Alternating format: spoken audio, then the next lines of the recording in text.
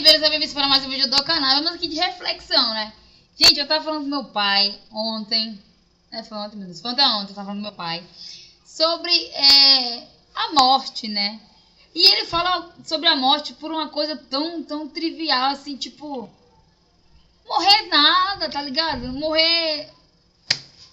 Pra que ter medo da morte? Gente, e eu tenho um cagaço da morte. Mas não no sentido de... sentir a dor da morte. Não, as paradas de besteira. Sentir a dor da morte. Não, cara, é você ser enterrado, tá ligado? E ver sua família aqui em cima, tá ligado? E você tá lá no escuro, sendo comida pelos bichos. Sumir, tá ligado? Você não dá um abraço a ninguém mais. Pra mim, né, é essa sensação. Aí meu pai falou, porque ele é da Assembleia de Deus, aí fala assim... Você é conhecedora da palavra. Você tem o evangelho na sua vida. Você lê a Bíblia. Você isso, você aquilo, ainda tem medo da morte. A morte só é uma passagem. E é para o Altíssimo. Você vai lá viver na cidade, né, de Ouro e Cristal, né, e tal. Ele começa a falar sobre a Bíblia. E tal, assim, tudo bem, você vai morar em Sião, tal. Sim, mas o meu pensamento... Não é só sobre Sião, tá ligado? Você tá entendendo o que eu quero falar? Eu quero falar que eu queria estar com a minha família, com a minha geração. Tipo assim, eu queria morrer junto. Exemplo, eu existir, tá ligado? A minha filha ficar bem velhinha, caquética. A minha outra filha ficar bem velhinha, caquética. Todo mundo ficar caquético. E nossa geração sumir. Aí eu ficaria feliz. Tipo assim, eu viver com eles até a velhice deles, entendeu? Só que o ciclo da vida não é assim, né, gente? O ciclo da vida não é assim. A gente morre primeiro os pais, depois os filhos, depois os netos, assim vai, né? A geração vai se desfazendo conforme os anos, né? E você vai vivenciando, né, a sua velhice, né? Vendo os netos correr na sua casa, vendo o que é seu dando para os seus filhos. E é assim a nossa vida.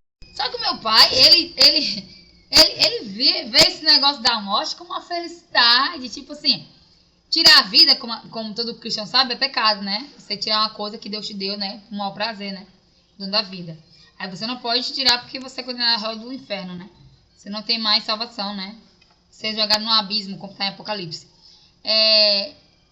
Então, quando você tira a sua própria vida, né? Você é lançado no mar do esquecimento ali, né? Você fica no abismo ali. Porque você tirou a sua própria vida, né? Um dom que Deus te deu, né? A maravilha de conhecer o mundo, né? E quando você tem medo da morte, na cabeça do meu pai, né? Não é não é medo da morte, é não existir mais. Aí ele fala, não, que a gente vai viver lá naquele paraíso. Mas para chegar naquele paraíso eu tenho que sumir, né? Eu tenho que parar de existir. E essa é a parada que eu não acho legal, né? É a parte que eu não acho legal da morte. E a gente discute muito em relação a esse sentido, né? Aí ele fala, não, quando eu morrer, eu não quero que ninguém chore, né? Que seja um dia feliz, como todos os cristãos vão, né? Nos enterros e adoram ao Senhor enterrando o morto, né? Realmente, todos os cristãos fazem isso, né? Todo enterro de cristão tem um louvor, a gente leva o caixão, né? Cantando louvores, o melhor louvor, né, que a pessoa que morreu amava escutar. Então a gente canta esse louvor que a pessoa amava ouvir durante sua vida. E ele tenta me confortar, né, tipo, me incentivando aí, né, e fazer pazes com a morte. Mas esse negócio cai na minha cabeça não. E um pensamento legal do cristão em relação aos meus pais, né. Já a minha mãe tem um medo, um cagaço, né, de assombração, de espírito, né? Essas paradas. Minha mãe é um cagaço, né? Eu tinha muito medo na época. Quando meu pai virou cristão, né? Vou contar uma breve aqui na nossa vida, né? Meu pai era do mundo, né? E ele era mulherengo pra caraca. Meu pai não parava com mulher. E a minha mãe e outra mulher, né? Eram suas vítimas do amor, né? Pois o meu pai, quando casou com a minha mãe, ele tinha já um filho, né? E essa pessoa era do interior, né? E veio para a capital na época. e conheceu meu pai, né? Trabalhando em um cabaré, sei lá que diabo é, né? Meu pai disse que é cabaré, ela disse que era um lugar onde as pessoas bebiam, um bar, né? O pensamento de homem é sempre diferente da mulher, né? Então, essa mulher, né, é a mãe do meu irmão. E ela é louca pro meu pai até hoje. Até hoje ela ama meu pai. Só que ela casou com outra pessoa e tá vendo a vida dela, né? Tá na paz dela. E hoje também ela é cristã. Eu não sou essa pessoa de julgar pelo que a pessoa fala pra mim. Tipo assim, a pessoa vem pra mim, envenena o nome de alguém pra que eu tenha ódio daquela pessoa sem eu nem conhecer a pessoa. Então, esse tipo de gente não cola comigo. Alguém não gosta de alguém, ela vem falar dessa pessoa pra mim. E eu não vou na onda dela. Eu nunca falei com a pessoa, não conheço a pessoa. Se a pessoa maltratou ela ou tem alguma desavença com ela, é com ela, não comigo. Não plante uma maldade que eu não tenho no meu coração sobre alguém. Então eu não aceito muito isso, né? E o meu pai, ele falava dela como se eu fosse ver isso dela, né? Da mãe do meu irmão. E não, né? Eu nunca fui disso, né? E quando eu tive uma oportunidade, né? Na minha adolescência, então eu fui perguntar a ela a verdade sobre a vida dela, né? Porque eu só ouvia da boca do meu pai sobre a vida dela. Então, como é que ela é amante do meu pai? Eu na minha cabeça, né? Como é que ela é amante do meu pai? Se ela teve filho primeiro do meu pai e a minha mãe teve depois, eu e minha irmã. A minha mãe é inocente demais, muito bestalhada, criada numa bolha da minha avó. Essa daí é do interior, a mãe do meu irmão. Então quem é que tá errado na parada aí? Nem meu pai, não. Então eu na minha adolescência fui saber a verdade, né? Teve um dia que fui na casa dela, ela sempre me tratou super bem, a mãe do meu irmão. Nunca me tratou mal, pelo contrário, sempre me tratou bem. Eu e minha irmã, né? E nesse dia ela chegou do trabalho, né? Aí eu fui com ela, né? Lá na casa dela. Aí eu perguntei. Ela tava fazendo negócio de crochê lá. E negócio de natura, que ela vende de natura. Aí ela chegou do trabalho, né? Que ela trabalhava como empregada doméstica. E a minha mãe trabalhava no escritório da cidade lá. Então, olha o nível de diferença da profissão das duas, né? E o meu pai não era esse cara que ele mandava. Meu pai mandava no conhecimento de negócio, de cavalo, de bicho, essas paradas que mexem com cavalo. Nada a ver também do meio da minha mãe, né? E eu cheguei pra falsa amante, né? Que meu pai dizia que era amante, a minha mãe também, né? E eu disse assim... não vou dizer o nome dela, né, gente? Mas eu falava assim, tal pessoa... como é que foi essa história com o meu pai, né? Para que viesse o meu irmão. Aí ela contou a história dela, né? Que veio do interior, que não tinha emprego, né? Aí ficou num bar trabalhando, onde conheceu o meu pai, se apaixonou por ele. E quando engravidou dele, ele disse que era de outra pessoa, não era dele. Depois ele aceitou que o meu irmão existia, era a cópia do meu pai, né? Porque na época não tinha DNA ainda, né? E o único olho vivo era o da minha avó.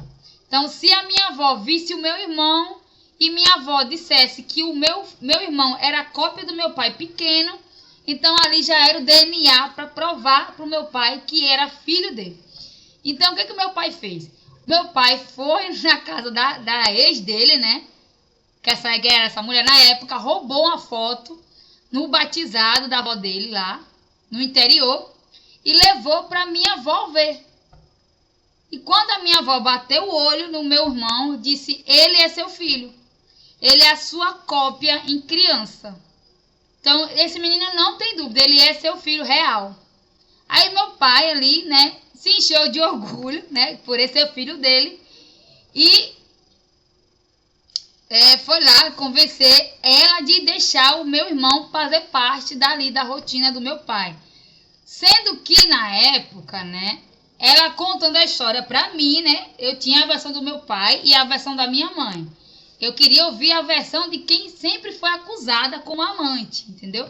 Então eu gostava sempre de botar a história da pessoa nesse nível, né? Tipo, foi um juiz da parada, né?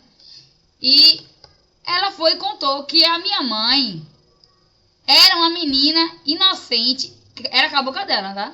Minha mãe era uma menina inocente, que estava estudando ainda, era um estudante, e o meu pai, né, perseguia a minha mãe na época, e a minha mãe não sabia dela, tá? Quando ela engravidou do meu pai, ela descobriu que ela estava grávida do meu pai. Só que aí, né, ela não sabia que a minha avó, né, ameaçou o meu pai, na época, que a minha mãe era virgem, menina doce e inocente.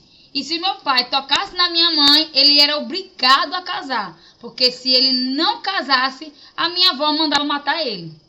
A minha avó tem muito dinheiro, né? Na época, tinha muito dinheiro. Podia mandar qualquer pessoa matar meu pai. E meu pai sumiria do mapa. Então, meu pai, com medo da morte, né? Por ele ter mexido com a minha mãe, ele não casou com ela, né? Então, ela não sabia dessa parte. Então, eu fui e falei pra ela, né? Ela fez, mas a sua mãe poderia ter recusado. Eu digo, mas naquela época que a minha mãe apareceu na sua frente, o meu pai já tinha feito a minha mãe mulher. E a minha avó já tinha ameaçado meu pai de morte antes de tocar na minha mãe. Então, quando a minha mãe foi do meu pai, ele já sabia que ia casar. Então, ele fez o mal porque ele quis. Aí, ela foi, já melhorou ali a visão dela da minha mãe. Porque ela achou que a minha mãe era uma trapaceira na cabeça dela. E a minha mãe achava que ela era a malvada da parada, né? Aí eu comecei a ouvir a história dela. Aí depois, ela contando a história dela, né? Ela disse pra mim assim: eu sofri muito do seu pai com a sua mãe. A sua mãe tinha tudo do bom e do melhor. E eu não tinha nada com o meu filho, né? Disse ela. Aí eu disse, quem vê cara, não vê coração. Quem vê vida de luxo, não vê de quem tá bancando. Aí ela falou, como é que é isso? Eu digo, olha, você pensa que ali que tá colocando as coisas é meu pai, né? Mas não. Quem tem estudo? Ela falou, sua mãe. Quem tem família com dinheiro? A sua mãe. Se o meu pai não bancou o seu filho, que é o primeiro filho dele, você acha que meu pai vai bancar eu e minha irmã com a minha mãe? Aí ela ficou pensando. Ué, como assim? Eu disse, do jeito que o meu pai fez com você, ele fez com a minha mãe. Se não for a minha mãe meter peito pra tomar conta da casa, por ela ter estudo, né, ela ia viver que nem você. Sofrendo o pão que o diabo amassou, amando um homem que não vale nada. E o meu pai, na minha cabeça, na época, eu sempre falei, meu pai não presta pra nada. Meu pai só é um homem bonito, com dinheiro e que não gosta de ajudar a mulher. Ele só ajuda os filhos quando tá ali perto dele. Né? E a mentalidade do meu pai é a mulher que casou com ele, né, que vai herdar tudo dele. Então, quando ele casou com a minha mãe, né, ele já tinha uma mentalidade na cabeça dele. Tudo que eu tenho é da minha mulher e das minhas filhas. O meu filho, fora do casamento, não vai herdar nada. O que eu vou dar para ele vai ser em vida. Na cabeça do meu pai sempre foi assim, porque ele viu isso do meu avô, então ele pegou para a vida dele também. Então ela não sabia disso, né? E eu fiquei calada para ela terminar a história dela, de contar a versão dela da amante. Quem era amante, que não era nada de amante, né? E aí eu falei para ela, o meu pai, né? Ele não é nenhum cavaleiro com a minha mãe. Você acha que você é a amante da parada, né? Só que você é uma das amantes da parada. Nem eu, nem a minha irmã e nem o meu irmão nunca contamos pra você que não é você só na parada, né? Você e a minha mãe é as que ele protege na baixa, que vocês não sabem. Só que as outras estão ao redor de vocês e vocês não sabem. Aí ela falou, o quê? Eu disse, com você e minha mãe, ele tem mais 5 mulheres. Em cada lugar que ele vai, ele tem uma mulher que ele fica.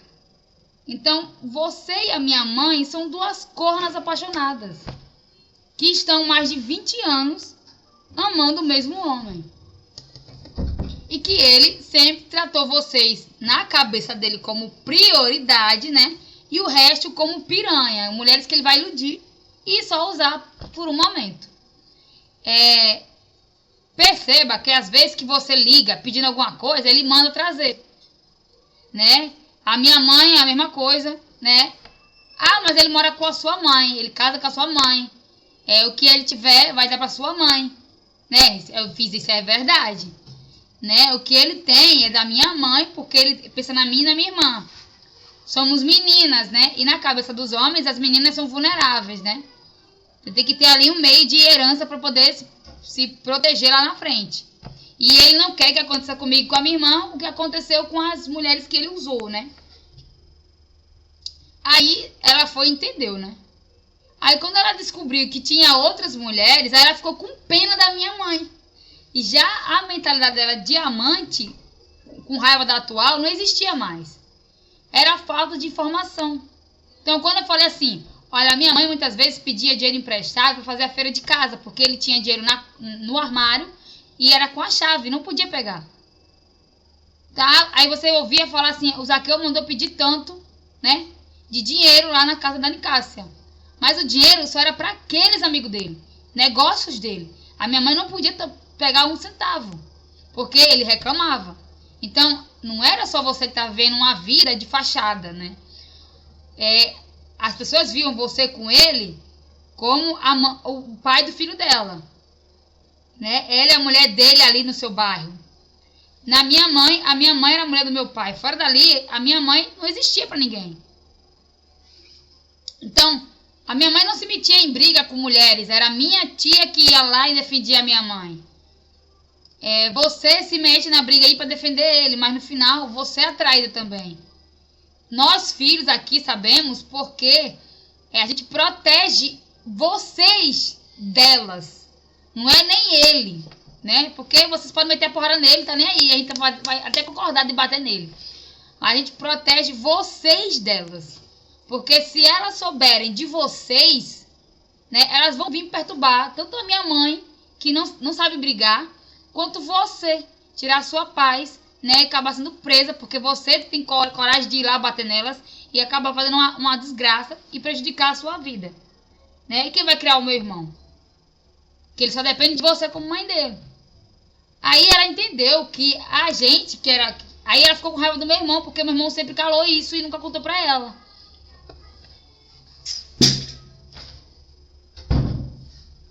E no final, né, a gente falou que era por amor, né? A gente nunca contou nada, a gente sofreu calado ali, vendo elas sofrerem por causa do meu pai. Para proteger elas mesmo de sofrerem mais, entendeu? E quando a gente cresceu mais um pouquinho, fizemos 18, né? Quando eu conversei com ela, eu tinha 16. Quando eu fiz 18, acabou a guerra entre elas. A minha mãe tratou super bem meu irmão, porque eu conversei com a minha mãe, né? Minha mãe sempre batia na gente por causa dela. Minha mãe queria que a gente entregasse a mãe do meu irmão. Dissesse onde é que ela estava, a gente nunca entregou. Eu nunca entreguei ela. Onde é que ela mora, onde é que ela tá com seu pai. E ela estava às vezes com meu pai, eu não dizia, porque eu sabia que ela também era uma vítima do meu pai. Eu via muitas vezes a mãe do meu irmão chorando no quarto, né? E quando eu perguntava pra ela porque ela estava chorando, ela dizia que era por causa do meu pai. E ela vivia uma vida que ela não queria aquela vida pra ela. Então eu muitas vezes eu me sentia pena da mãe do meu irmão, porque era um amor sofrido dela. E a minha mãe era outro amor sofrido. Nenhuma das duas era reconhecida pelo meu pai. E eu tinha pena delas duas. Tinha pena real delas duas. A diferença das duas em relação a nós, crianças, na época, né? 2 anos de diferença. Ela conheceu meu pai 2 anos antes da minha mãe e nunca foi reconhecida por ele.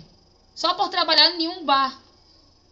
E a minha mãe, né, ali, porque era quieta, uma mulher que vivia para casa de trabalho, e muitas vezes foi acusada de ter amante no trabalho, feitiçaria aparecendo na casa da minha mãe, muita coisa coisa de ruim, né, que as outras falavam que a minha mãe fazia, né, e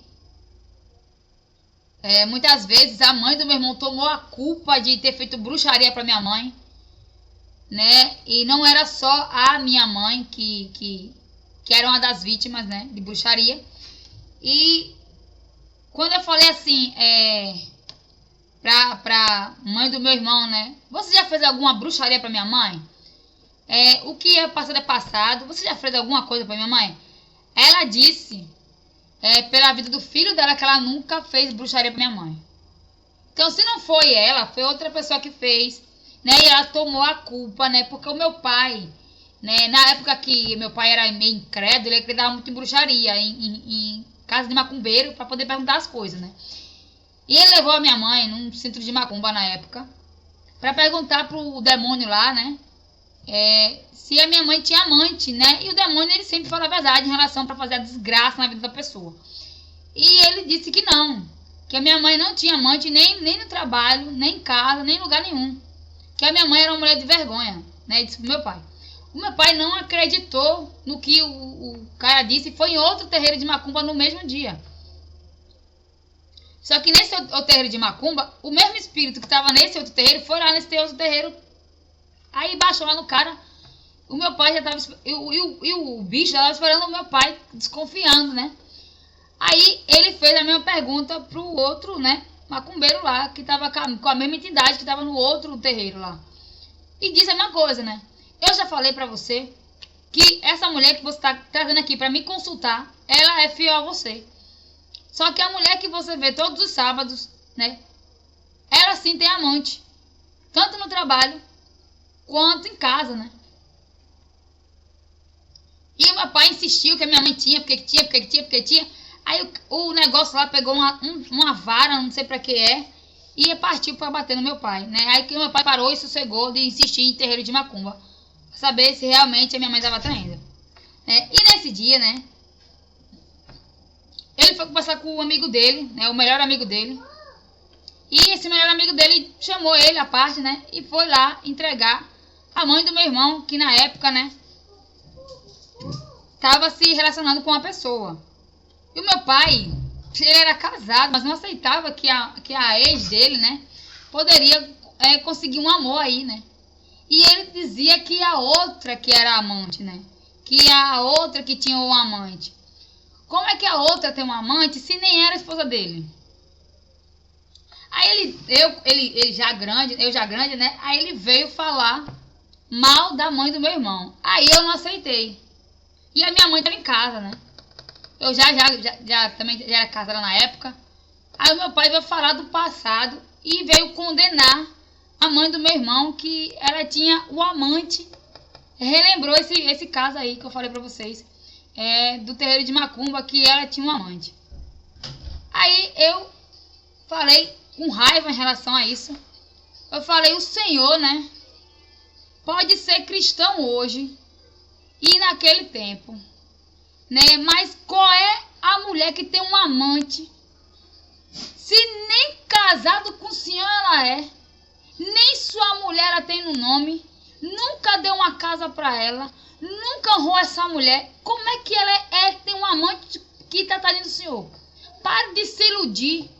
Você que é o safado da parada, você que foi o galinha errado, você que foi um homem sem vergonha, queria várias mulheres ao mesmo tempo, e quando a mulher tenta amar alguém, você tá chamando ela de piranha, e ela não pode amar outra pessoa, e então ela é amante por causa disso. Ela tem um traidor na parada e chamando ela de ser traidora.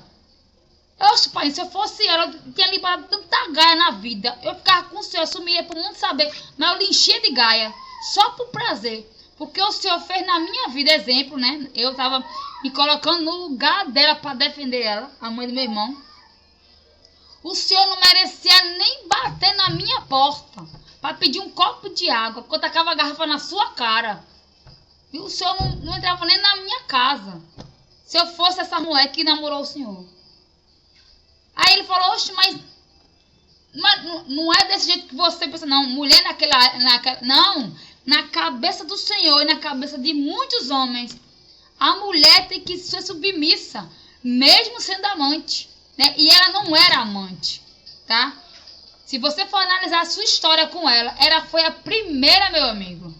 Teve o seu filho, você que largou ela para ficar com minha mãe, depois fez minha mãe de atual, que também era outra bestalhada inocente. E quando ela veio descobrir da minha mãe, achou que minha mãe era amante do senhor. Sendo que minha mãe era atual e ela que passou a ser amante. A primeira mulher do senhor, que teve o seu primeiro filho. Então quem é errado aqui é o seu julgamento, desde aquele tempo que a gente era criança, quando o senhor condenava a mãe do meu irmão em dizer que ela tinha amante, sendo que ela era a amante que o senhor fez ela ser. Foi atual do senhor e o senhor tratou ela como nada. Então ela podia muito bem conquistar outro rapaz, se apaixonar por ele, porque quem pagava o aluguel dela era ela, quem fazia a feira da casa dela era ela, quem bancava o meu irmão era ela, porque o senhor, quando vem dar alguma coisa pra gente, só Jesus na causa. Se não fosse as nossas mães tomando conta da gente, a gente tinha passado fome, necessidade, nenhum teto sobre a nossa cabeça a gente tinha. Porque eu sempre preferi os seus amigos, a amante e as suas vaquejadas por aí. E ele não aceitou e ficou bravo comigo e ainda me repreendeu, né? Porque ele não aceitava. Então, até hoje ele não aceita isso. Então, quando eu defendi ela na frente da minha mãe, a minha mãe ficou assim, parada na minha cara, porque eu defendi a amante na cabeça dela. Aí eu disse, e não me olha assim não pra minha mãe, não. Eu disse pra minha mãe, né? Não olha assim pra mim não, mãe. Essa é a verdade que ninguém disse naquela época. O senhor Zaqueu, né? Eu falei, né? Meu pai aqui, todo mundo sabe quem é. O senhor Zaqueu aqui, né? Era um galinha da peste na época. Ele não só tinha você e ela, não. Ele tinha você e 7, minha amiga. Agora, diga que é mentira, meu pai. Ele ficou sem graça, mas ali era o velho homem. Velho homem nada, você era um galinha da peste. Você pode ser o que for hoje, você pode ser o crente mais santo que tiver. Mas o seu passado lhe condena. Agora, abra a mente dela e diga a verdade pra ela. Que não só tinha a dona Galega diamante na parada, não. Que você colocou ela como amante. Mas quantas vezes eu e Daniela chegamos em casa, lá na casa dela, pra visitar o meu irmão. E ela estava chorando no quarto. E o senhor lá no puteiro, no bar, beijando outra mulher. Enquanto ela, as duas, estavam em casa chorando. Então, você é o errado. Então, quando você depara e que tem uma mulher, né? Exemplo, você está vivendo essa mesma situação que eu vivi lá atrás, né? Hoje todo mundo é cristão, tem todo mundo na paz, todo mundo se ama e se respeita. Mas, quando você se depara e você tem um irmão na parada, que é do ex-casamento do seu pai, né? Ou de algum relacionamento que ele teve no passado, procure conhecer a história, não pela boca do seu pai, mas pela boca da pessoa que conviveu com ele, né? Porque se eu fosse na cabeça do meu pai, eu trataria mal a mãe do meu irmão, julgaria ela, xingaria ela por onde ela estivesse, né? Não aceitaria o meu irmão como parte da minha família. E, pelo contrário, a gente sempre viveu, desde pequeno, unido. Porque o meu pai, mesmo sendo safado, ele alimentava essa união da gente, né? Só que ele taxava a mãe do meu irmão como uma mulher sem valor, uma mulher volúvel, né? E eu não via isso. Eu via uma mulher trabalhadeira, uma mulher guerreira, uma mulher que acordava às 5 da manhã para ir trabalhar na casa como faxineira, né? E fazia os bicos dela no bar, final de semana, para poder entrar uma renda dentro de casa. Ela não tinha marido, não tinha ninguém para ajudar ela. E a família dela era tudo do interior, né? Já a minha mãe tinha família aqui, lá na cidade, né? Tinha uma vida bem estruturada, né? E ela não. Então, por mais que ela estivesse com meu pai, a minha mãe não era feliz. O que a mãe do meu irmão imaginava, né? E quando teve um dia que ela falou assim, eu nunca provoquei a sua mãe, né? como a sua mãe provocava mexer com meus filhos. Eu não tinha essa coragem. Fecha a porta. Eu não tinha essa coragem, né? Então eu percebia que ela era uma mulher do bem, não era aquilo que eles imaginavam. Então, quando você for julgar alguém, né, nesse sentido do que eu tô falando, né, procure ouvir a outra parte, né? Como eu ouvi a outra parte, como a minha irmã ouviu a outra parte, né? E como meu irmão presenciou a outra parte. Meu irmão só julga a forma que a minha mãe tratou ele. Totalmente diferente do que a mãe dele me tratava e a minha irmã, né?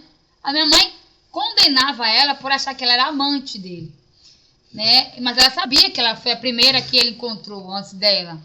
Aí o Senhor me bate e meu irmão sempre pautou isso, né? Que a minha mãe não tratava ele bem como a mãe dele tratava a gente. E a gente sempre foi a favor do meu irmão nesse sentido. Quando o nosso pai chegava, a gente entregava a minha mãe pro meu irmão, pro meu pai, né? Olha, pai, a minha mãe não tratou bem o meu irmão quando o seu pai foi trabalhar. Olha, pai, a minha mãe fez isso e aquilo com o meu irmão. A gente sempre defendia o meu irmão, né, quando ele ia lá no final de semana. E aí foi o cume do meu pai.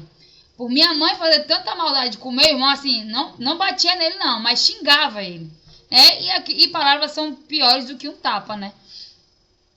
Humilhava o meu irmão, maltratava o meu irmão, né? Às vezes ela lembrava de dar alguma coisa ali pro meu irmão, mas era muito ruim receber um presente de quem você já ouviu palavras ruins, né? E o meu pai, por ver ali o meu irmão sendo prejudicado em relação, a gente ficava triste, né? Aí o meu pai mudou, né? Aí meu pai, o que ele fez? Então, se ela não aceita que as meninas venham, que ele venha aqui na minha casa, né? Vivencie o casamento aqui com elas, então eu vou levar elas para a casa da outra, né? Então foi meu pai inverteu o modelo. Então a minha mãe ficava sozinha todo sábado e domingo e a gente ia para casa da falsa amante, que era a mãe do meu irmão, né? Então, o que eu quero dizer assim para vocês é que a minha mãe e a mãe dele não era nem amante e nem atual, só eram duas mulheres que ele casou. Entendeu agora a situação? Meu pai não tratava ela como amante, a mãe do filho dele. Mas para todo mundo, a minha mãe era atual, né? Para ela, meu pai era o cara dela. Mas, como ela viu o contexto, ela era amante, né? Na visão de todo mundo. Mas eu percebia que o meu pai tratava elas duas como esposas, né? E nesse sentido aí, de ter dois casamentos. Meu pai tratava como 2 casamentos. E porque de dia, meu pai passava na casa dela, ela deixava comida, né? Assim, alguns mantimentos que ela precisava durante a semana com meu irmão. E com a minha mãe, à noite, né? Era assim que meu pai dividia a vida dele. Então, a gente sabia disso, né? No horário do almoço, meu pai passava na casa da mãe do meu irmão, deixava comida para ele, o que ela necessitasse. E à noite, meu pai voltava para casa, como todo marido, né? Então, ele tinha 2 casamentos. Então, ele não via isso. Então, na cabeça dele, era 2 casamentos. Mas na cabeça delas, a minha mãe era atual e ela era amante. Porque a mulher não se vê nesse sentido, entendeu? Porque só uma era reconhecida e a outra não. Então era esse modelo que o meu pai estava querendo mostrar para algumas pessoas, mas para elas estava sendo doloroso, machucado, né? E só uma descontava na criança, né? Então o meu pai, para evitar esse tipo de comportamento, né, em relação a machucar as crianças, né, ele optou para que era a falsa amante, né? Os finais de semana ser só com ela. E meu pai era bem claro nisso. Ele não escondia que estava na casa dela. Ele explicou: você não permite que ele venha aqui em casa. E xinga ele e maltrata. As meninas amam ele porque é irmão delas. E então, a partir desse final de semana, todos os finais de semana serão na casa da outra. Eu irei com as crianças para a casa dela. Ela vai ficar lá com as crianças. e eu vou viver o meu final de semana com os caras. Era assim que meu pai falava pra minha mãe. Então, nesse sentido, ela se sentia valorizada, a mãe do meu irmão, e a minha mãe não, se sentia desvalorizada, né? Mesmo ela tendo a semana todinha com meu pai, final de semana, ela era desvalorizada. Então, não era um casamento feliz, como eu repassei pra mãe do meu irmão na época, que ela tava chorando por lembrar do passado, né? Ao perguntar. Então, gente, às vezes, a pessoa que viveu uma vida com o seu pai, ou vivencia isso com alguém, e você só julga porque ouviu alguém falar, é bom você parar para perguntar diretamente para a pessoa o porquê, né, dela viver uma vida assim. Aí, às vezes, a pessoa fala assim, eu gosto, né, opção da pessoa. Aí, a mãe do meu irmão, pelo contrário, ela falou, ele me enganou. Ela falou na cara dura, ele me enganou. E a minha mãe também, ele me enganou. Né, por eu dar um beijo nele, ele disse que ele já me fez mulher. Eu já perdi a virgindade ali. A minha mãe era muito inocente, pra você ter uma noção. Meu pai deu um beijo na minha mãe. A minha mãe acreditou que não era mais virgem. Aí meu pai ganhou minha mãe ali na conversa. Porque foi na conversa que pegou a minha mãe na lábia. Depois meu pai fez ela mulher. Já tava ó. Muito tempo já. Entendeu? Enganando minha mãe. Aí, já ela, a mãe do meu irmão, já era vivida. Né? Já ali, tinha o meio dela já também, na capital. Já conheci um pouco o sofrimento das mulheres em relação ao amor. Mas encontrou meu pai, se apaixonou e se deu mal também. Né? Hoje, a minha família, né? Meu pai continua com a minha mãe. É o melhor marido do mundo depois que virou cristão. O meu irmão também é cristão. A minha irmã também é cristã. Todo mundo é cristão. Eu também sou cristã, mas eu não vivo em religião. Né? Já eles vivem na religião. A minha irmã é da quadrangular, o meu irmão é da assembleia, meu pai é da assembleia. E eu sou aquela que me traz paz. Eu sou desse nível, né? Tem um louvor ali, tem uma pregação ali. Minha adoração vai chegar no céu e tá tudo certo. E é assim que eu vivo a minha vida. Não vivo em religião, porque eu creio que religião, como Jesus falou, né, nos torna inimigos, né? Porque eu não posso falar com alguém da Umbanda, porque eu não posso falar com alguém do Espiritismo, porque eu não posso ser amigo de alguém que é da Macumba, porque eu não posso falar com essas pessoas. São pessoas normais, por causa da religião, eu vou odiar elas, não. Jesus falou que amor, paz e alegria, todos somos irmãos, não inimigos. Então religião nos torna inimigos, prega uma coisa que não existe. Né? Jesus falou que todos somos irmãos, mas a religião nos torna inimigos da pessoa que da Umbanda maravilhosa, tem um coração gigantesco, né? A galera do Espiritismo também faz uma bondade para as pessoas, ajuda o próximo, né? Faz ali as suas coisas, e nem é por isso nem é do diabo, não. Tem gente que é maldosa nesse meio? Tem, como também tem gente cristã que usa um paletó, né? Bota uma Bíblia debaixo do braço, prega o amor do Senhor, e ali não tá o amor dele, né?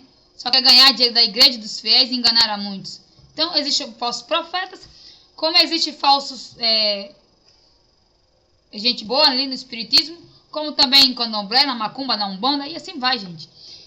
Todo lugar tem gente ruim, e eu nunca fui nesse negócio. Minhas melhores amigas são espíritas, e eu gosto muito dessa galera aí, que não leva a religião pro coração, né? E sim o amor ao próximo.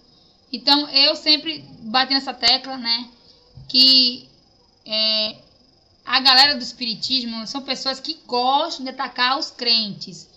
Mas por um simples motivo, né? Eles são atacados primeiros. Então, é um modo de defesa aí deles, que eles gostam de atacar os cristãos por causa disso, né?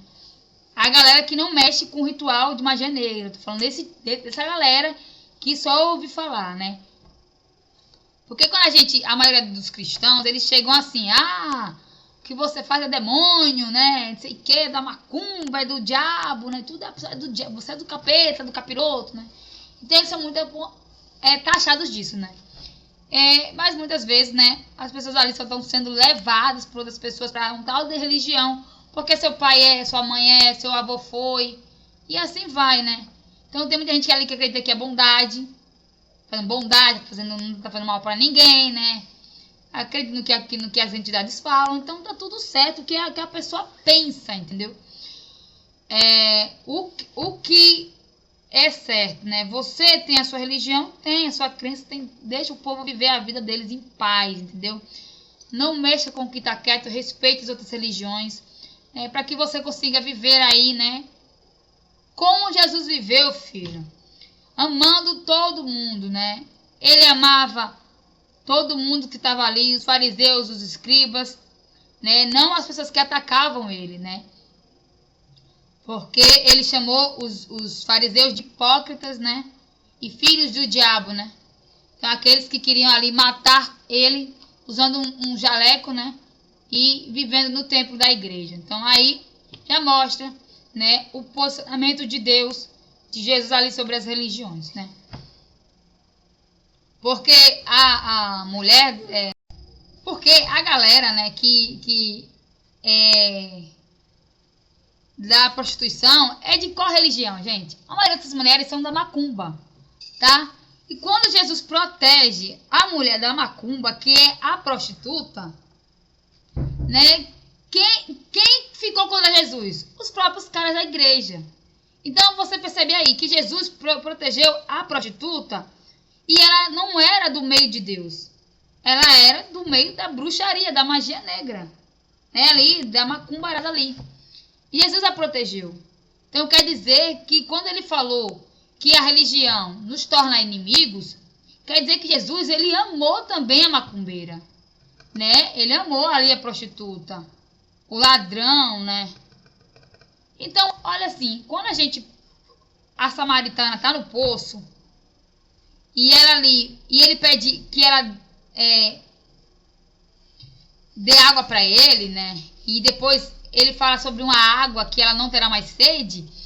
Então ele começa a pregar para ela sobre uma conversa de amigo, né? Para chegar no íntimo dela, e Jesus se fez amigo dela. Então a samaritana não ia abrir o coração ali para Jesus se Jesus chegasse para ela atacando a religião dela. Então Jesus chegou para a samaritana conversando com ela, sendo amigo dela. Então Jesus entendeu que para chegar numa pessoa, né, e mostrou para as pessoas na Bíblia, é clara nisso. Para Jesus chegar no coração de uma pessoa de outra religião, ele não vai atacar a religião dela. Ele vai ser amigo dela. Então, aquele que dá a vida para salvar o seu melhor amigo, esse tem galardão no céu. Então, quando Jesus fez isso, ele fez quando estava Lázaro, né, protegendo o pai de Sara, né? Quando ele foi lá na cidade dos leprosos e pegou o seu amigo e levou para Jesus curar, né? E disse que ele curasse o seu amigo que estava com lepra, que já perdeu Sara e que queria que ele curasse a lepra do seu amigo. Só que Jesus sabia que ao fazer aquilo, né, em salvar o pai de Sara, Lázaro, que foi o ressuscitado depois de 3 dias, ele morreria da lepra. Então ali começou a jornada de Jesus para, né, a libertação do morto, né? Porque Lázaro chegou a Jesus com o seu amigo e Jesus disse para ele que ele morreria ali mesmo, né? E quando ele curasse Lázaro, a lepra passaria para o Lázaro. Então seu amigo seria curado por sua vida, mas ele morreria. Aí Jesus amou tanto Lázaro por conviver com ele e depois se tornar o seu melhor amigo após esse acontecimento da cura do pai de Sara, né? Ele torna o melhor amigo de Jesus. Aí depois que ele morre por causa da lepra, ele volta e ressuscita Lázaro. Então a história é bem complexa. Então, quem era Jesus na cabeça de Lázaro? Um cara que curava. Então, e ele não tinha religião. Não tinha religião, Lázaro. Ele só ouviu falar de Jesus. Um cara que curava leprosos, um cara que curava as pessoas. Então eu vou atrás desse tal Jesus. Então ele foi lá na cidade, no centro da cidade, sabia que Jesus passaria por ali e correu e pediu para descer no poço para buscar o amigo, né, que quando descobriu, a Sara morreu. Então o seu amigo seria o próximo, né? Então ele amava muito esse amigo dele leproso.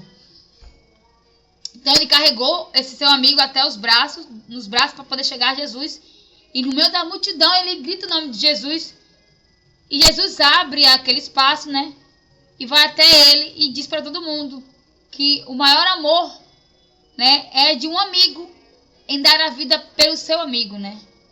Que era ali que ele via o verdadeiro sentimento, a verdadeira fé, né? E pela fé de Lázaro, o seu amigo foi curado, né? A lepra foi curada, mas por ele ter tocado em Lázaro, no seu amigo, né? Ele ficou leproso, né? Jesus foi embora e curou o amigo de Lázaro, que não sabia nem qual era a sua religião, e depois voltou para curar o Lázaro após morto, né? E depois veio aí a ressurreição do morto, né? Lázaro vem e sai para fora, né? Jesus o abraça, né? E chora ali pelo seu amigo Lázaro, né? Então a história de Lázaro, o ressuscitado, né? Teve a ver com um amigo que ele salvou. E depois Jesus salvou ele com o seu amigo também. Então foi por isso que a Bíblia fala, né? Que tudo que você faz aqui, você vai receber aqui. Se você paga com bondade, você vai receber com bondade, né? Se você paga com maldade, você vai receber com maldade. Então, a Bíblia é um ciclo, né? Mostrando como é que é a nossa vida, nossa história. Então, a religião é isso, né? A religião torna as pessoas inimigas umas das outras. Jesus mostra na Bíblia, em várias passagens, que se você trata alguém apontando a religião dela, você é pior do que ela. Porque você não demonstra amor como Jesus ensinou.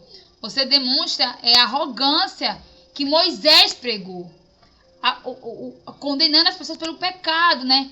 Jesus atravessou o povo, mas o Moisés, na lei de Moisés, ele condena a pessoa. Ele não dá o perdão para a pessoa em ter o arrependimento e depois ali ver se ela realmente merece, né, uma segunda chance. Já na parte de Jesus, Jesus em todas as suas passagens, né, até com os cobradores de impostos, ele manda perdoar, né? Aí quando Pedro pergunta quantas vezes, né? E ele fala 70 vezes 7, né? Mas não é para você perdoar e ser amigo da pessoa. É para você perdoar aquela situação e seguir a sua vida, né? Porque a cobra, né? Ela só troca de pele, filho. O mal existe em todo mundo, né? Às vezes a pessoa não te perdoa. Ou a pessoa não te pede perdão, né? Mas você segue ali o bonde dos maus tratos, né? Aí você vem e segue o bonde, não revida. Aí vem de novo, segue o bonde e não revida. É esse tipo de perdão que Jesus fala, em você segurar a sua ira e seguir em frente. Quando alguém te pede perdão e você vai e perdoa, aí é de coração, você perdoou, mas você segue a sua vida. Com a pessoa que te bate e você não revida e você perdoa, né? Aquela ofensa, aquele tapa, você não retruca, você vai embora, ignora a pessoa. Esse é o tipo de perdão que Jesus fala, 70 vezes 7. E as pessoas perguntam assim, ela me pediu perdão, eu perdoei. Aí a pessoa que te pediu perdão fez de novo. Ela merece perdão de novo? Merece perdão de novo. Você perdoa, mas você sai da vida dela. Porque o mal já mostrou que vai fazer o mal. Então que outra pessoa venha, né, a passar por aquela situação e que você não. Porque você já aprendeu com a maldade daquela pessoa. Então perdoar é você não revidar o ataque. Entendeu? Quando os cobradores de impostos humilharam Pedro, jogaram as moedas no chão, foram no boteco, jogaram as moedas de Pedro no chão.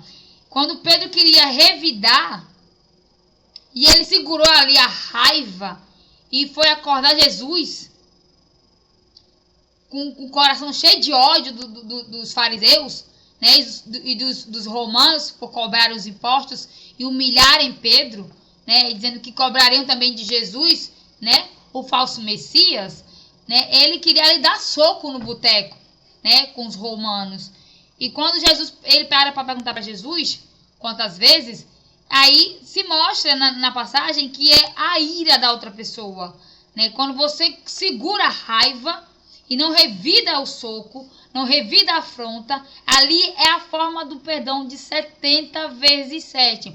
Você tem que segurar a sua raiva 70 vezes 7 e não revidar. Por isso que a maioria das pessoas fala, o crente é trouxa, né? Não, o crente aprende com a lapada. Aquela pessoa ali, exemplo, você fez um negócio com uma pessoa e ela te engana, te dá um golpe ali. Você perdoa, você não vai lá. Você me enganou, você é um vacilão, você quer quebrar tua cara. Não. Ela te dá uma lapada, te enganou, você vai e segue o bonde. Você perdoou. Porque você não foi lá revidar, nem trocar gatilhos. Você perdoou. Aí a pessoa vem, te faz um mal e vai te pede perdão. Você perdoa, mas segue o bonde também. Você não faz amizade com o inimigo. É assim que Jesus fala. Você não pode perdoar a pessoa e ficar amigo dela. Por quê? Porque essa pessoa só mudou a forma de querer ser seu amigo para te atacar de novo. Porque alguém que te ferrou uma vez vai te ferrar sempre. Você perdoa porque você tem que perdoar a pessoa. Você segue o bonde do perdão, né? E segue sua vida. Porque a Bíblia está bem clara, né? Perdoa, mas segue em frente. Não olha para trás. Porque a mesma pessoa que ela pediu perdão, ela não virou santa, ela não é de Jesus, ela não é de Deus, ela não mudou a sua essência, ela continua com a sua natureza ignorante, ela não muda seus costumes, ela não muda seu desejo de viver, ela não muda o tratamento com as outras pessoas, ela continua tendo uma essência de gente chata, gente arrogante, gente que gosta de maltratar, gente soberba, gente que o mal está dentro dela. Ela pediu perdão porque se sentiu envergonhada pelo que fez com você. Mas a essência, a natureza dela não vai mudar naquele momento porque ela te pediu perdão. Então você tem que perdoar e seguir a sua vida. Então a Bíblia é bem clara nisso. Aí a gente fala assim, você não perdoou de coração. Perdoei, mas eu não vou ser amigo de quem me atacou. Aí exemplo assim, vem um cara endemoniado me dá um tapa na cara. Exemplo, vou na igreja, um cara endemoniado me dá um tapa na cara. Eu vou lá, perdoo o endemoniado. Eu vou ser amigo daquele endemoniado? Só porque eu perdoei ele? Não. Eu perdoei o endemoniado na igreja. Quando ele chegar na casa dele, ele mudou a vida dele? Não. Depois daí do culto, o coração dele tá limpo? Não. Então pronto. A essência da pessoa não muda. É que nem um cristão. Que o falso cristão, né? Que prega na igreja bonita, vai pra casa, bate na mulher. Dizendo que isso é bíblico. Disciplinar a esposa. Na porrada, né? Na ignorância, nos maus tratos. Aí a bichinha vai lá e perdoa porque é bíblico, perdoar. Mas ela não deu uma passagem que diz assim: o homem não pode maltratar a sua esposa. Se o homem vem maltratar a sua esposa, ela é digna de pedir a separação. Isso é bíblico e ninguém prega isso na igreja.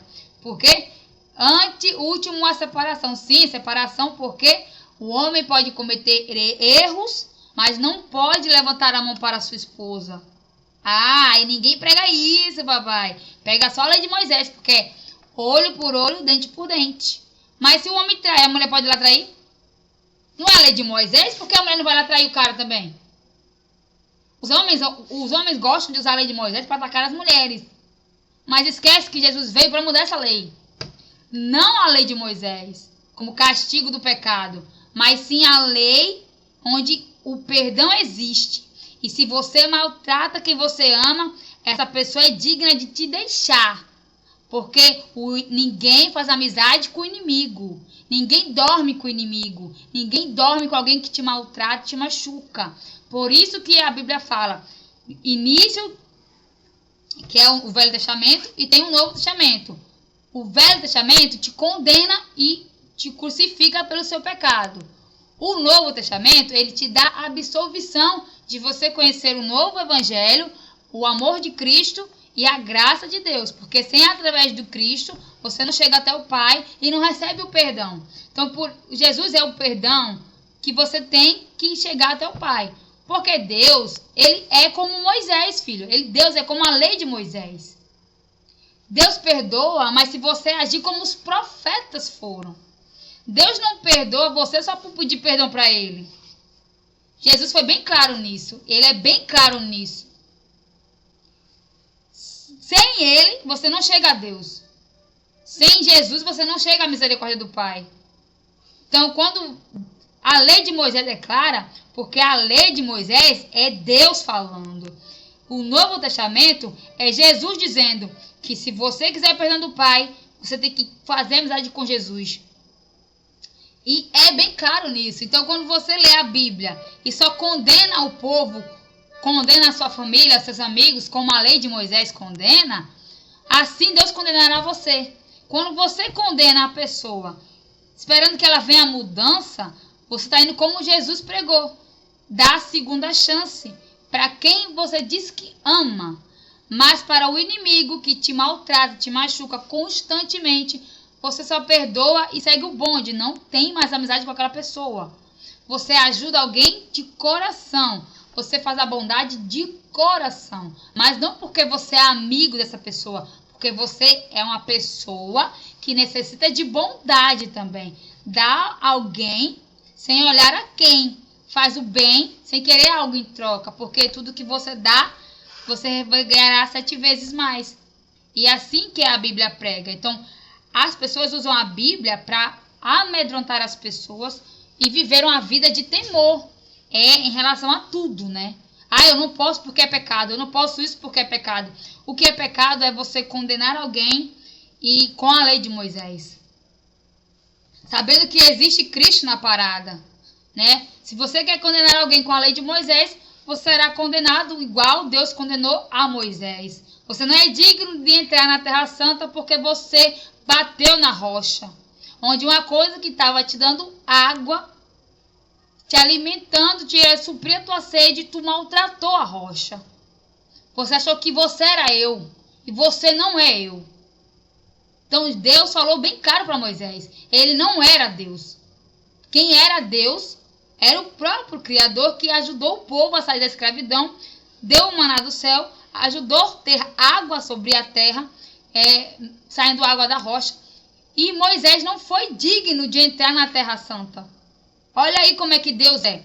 Deus age como a lei de Moisés. É olho por olho, dente por dente. Você bateu na rocha, então você não é digno de entrar no paraíso. Então, na Terra Santa, tá? Mas a vida de Moisés foi reta diante do Senhor. Fora esse caos ali, né? Que ele não entrou na Cidade Santa. Quando você para analisar o Novo Testamento e você vê Isaías chorando sobre a fala do povo e que ele não era digno de ser um mensageiro do Senhor, e quando o anjo fala ali para ele que ele será modificada a sua palavra e que ele será digno de tais palavras, né? E que ele não era digno de habitar no meio de um povo de impuros lábios. Quando Isaías fala isso, e o anjo diz que ele será modificado, será um novo homem, né? Quando ele se depara com os anjos diante do trono de Deus, ele tem aquela visão do paraíso, né? E como é que é o palácio e o trono do Senhor e os anjos que regem a terra, e faz Isaías um novo homem, e bota na boca de Isaías, né, a palavra profética, e todo mundo sabe que os ossos do profeta Isaías ressuscitou morto, né? E ele já era morto. O osso do profeta, ele ressuscitou o cadáver lá. Quando enterraram o osso de um filho de uma mulher lá, o esquife levantou, né? Ele ressuscitou morto. Então, quando você fala no meio da bruxaria, tem essa parte que você não pode comer os cadáveres, né? Dos profetas, dos povos de Deus, porque esse povo tem Deus, né? Tem o Todo-Poderoso, né? E é muito isso na magia negra. As pessoas que fazem ritual satânico, eles não mexem com o povo cristão, porque quando você vai no cemitério, né? E eles vão lá abrir as covas, né? o próprio diabo lá fala que quais são os dele e quais não são os dele, né? Então, quais corpos eles podem comer, né? Então, para vir ali e fazer o ritual satânico. Para quem não sabe, né? Só é ver aí conversas de bruxo na internet para poder receber os demônios poderosos, né? Eles fazem esse tipo de ritual satânico em comer vísceras humanas, né? Ali de cadáveres, né? E quando você depara com o Novo Testamento, é sobre isso que ele fala, né? Quando você tem o perdão de Cristo, né? E você não usa o Antigo Testamento para condenar. Quando a pessoa fala assim, o velho homem morreu. Então, a pessoa está falando assim, eu me rendi a Cristo, então eu recebi o perdão, tá? Então, não vai ser a lei de Moisés me condenar, vai ser a lei de Cristo a me salvar. Entendeu? É isso que Jesus fala. A lei de Moisés, eu não vim mudar a lei de Moisés. Porque a lei de Moisés tem um poder terrível na vida das pessoas hoje. A lei de Moisés é como você julga as pessoas. E ninguém parou para pensar nisso até hoje. Quando você fala assim, aquele macumbeiro vai para o inferno, você vai para o inferno. Quando você fala que aquele bruxo vai para o inferno, você vai para o inferno. Aquela mulher tem uma vida desguerrada, a sua vida é desguerrada. Você vai para o inferno para condenar ela assim, porque você não conhece a vida dela. Você não sabe o que ela está passando. Você está julgando ela como se fosse Deus. Então, se você julgar ela como fosse Deus, como você soubesse a vida dela todinha, você consegue captar o que ela viveu até agora e você abre a boca para condenar ela como Deus, então assim você será condenado como a lei de Moisés. Você não terá o perdão de Cristo. Então, quando você para pensar que a sua forma de julgar é como a lei de Moisés, assim Deus fará com você no dia do grande juízo. Agora, quando você para pensar, poxa, será realmente que a vida dela é assim como ela demonstra? Será que ela precisa da minha ajuda em algumas coisas, né? Para você começar a convencer alguém da sua bondade, você primeiro tem que ser amigo dessa pessoa e não falar diretamente de religião para ela.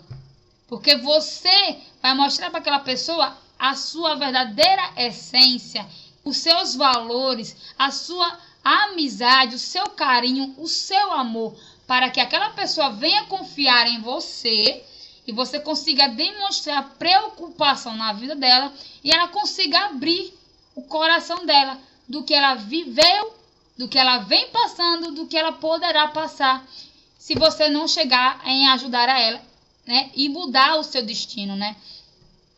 Como Jesus fez com a prostituta. Então, mais visível do que a prostituta, quando ela estava suja moralmente, carnalmente, mentalmente, e o visível da prostituta era ali sujo diante das pessoas, e Jesus veio ali, virou o escudo da mulher, protegeu a mulher e disse, vai, não peques mais, eles não vão te atacar, porque eu estou aqui. Então, olha aí a diferença. Se fosse na lei de Moisés, ela seria condenada à morte, o apedrejamento. Então, Jesus falou que a lei de Moisés, né, quando ele foi indagado pelos escribas e fariseus, que ele veio mudar o sábado, e ele disse, não, eu não vim mudar o sábado. Quem quiser fazer o sábado sagrado, que faça. Mas até no sábado, o meu pai trabalha. Então, era isso que ele quis dizer. O meu pai trabalhou e descansou no sábado. O sábado, quem quer comemorar o descanso com o meu pai, lembrar do que meu pai fez, faça. Mas até no sábado, o meu pai trabalha, né? Então, quer dizer que, se, exemplo, que ele estava falando ali? Que se alguém clama a Deus no sábado, Deus vai lá e vai abençoar a pessoa. Não é porque ele está descansando no sábado que ele não vai ajudar alguém. Entendeu o que eu quero dizer? O que Jesus quis dizer era que se alguém clama a mim no sábado, porque eu não vou me levantar e ajudar aquela pessoa, não vou enviar anjos para aquela pessoa. Eu estou descansando, mas meu filho está clamando por mim, eu não vou me levantar no sábado para ajudar. Era isso que Jesus disse para os escribas e fariseus. E as pessoas até hoje condenam essa fala como abominação, né? Está mudando aí o que Deus falou. Não, Jesus está explicando que se você clamar no sábado por ajuda, Os anjos irão atrás de você. Os arcanjos batalharão por você. A sua cura vai chegar no sábado, porque os céus também trabalham no sábado. Quem quiser comemorar no sábado, que fica aí de bobeira no sábado aí, ó. Só glorificando, adorando, tá tudo certo. Você vai ser amado e glorificado aí o seu nome ali, né? Como um dos que vai pro céu.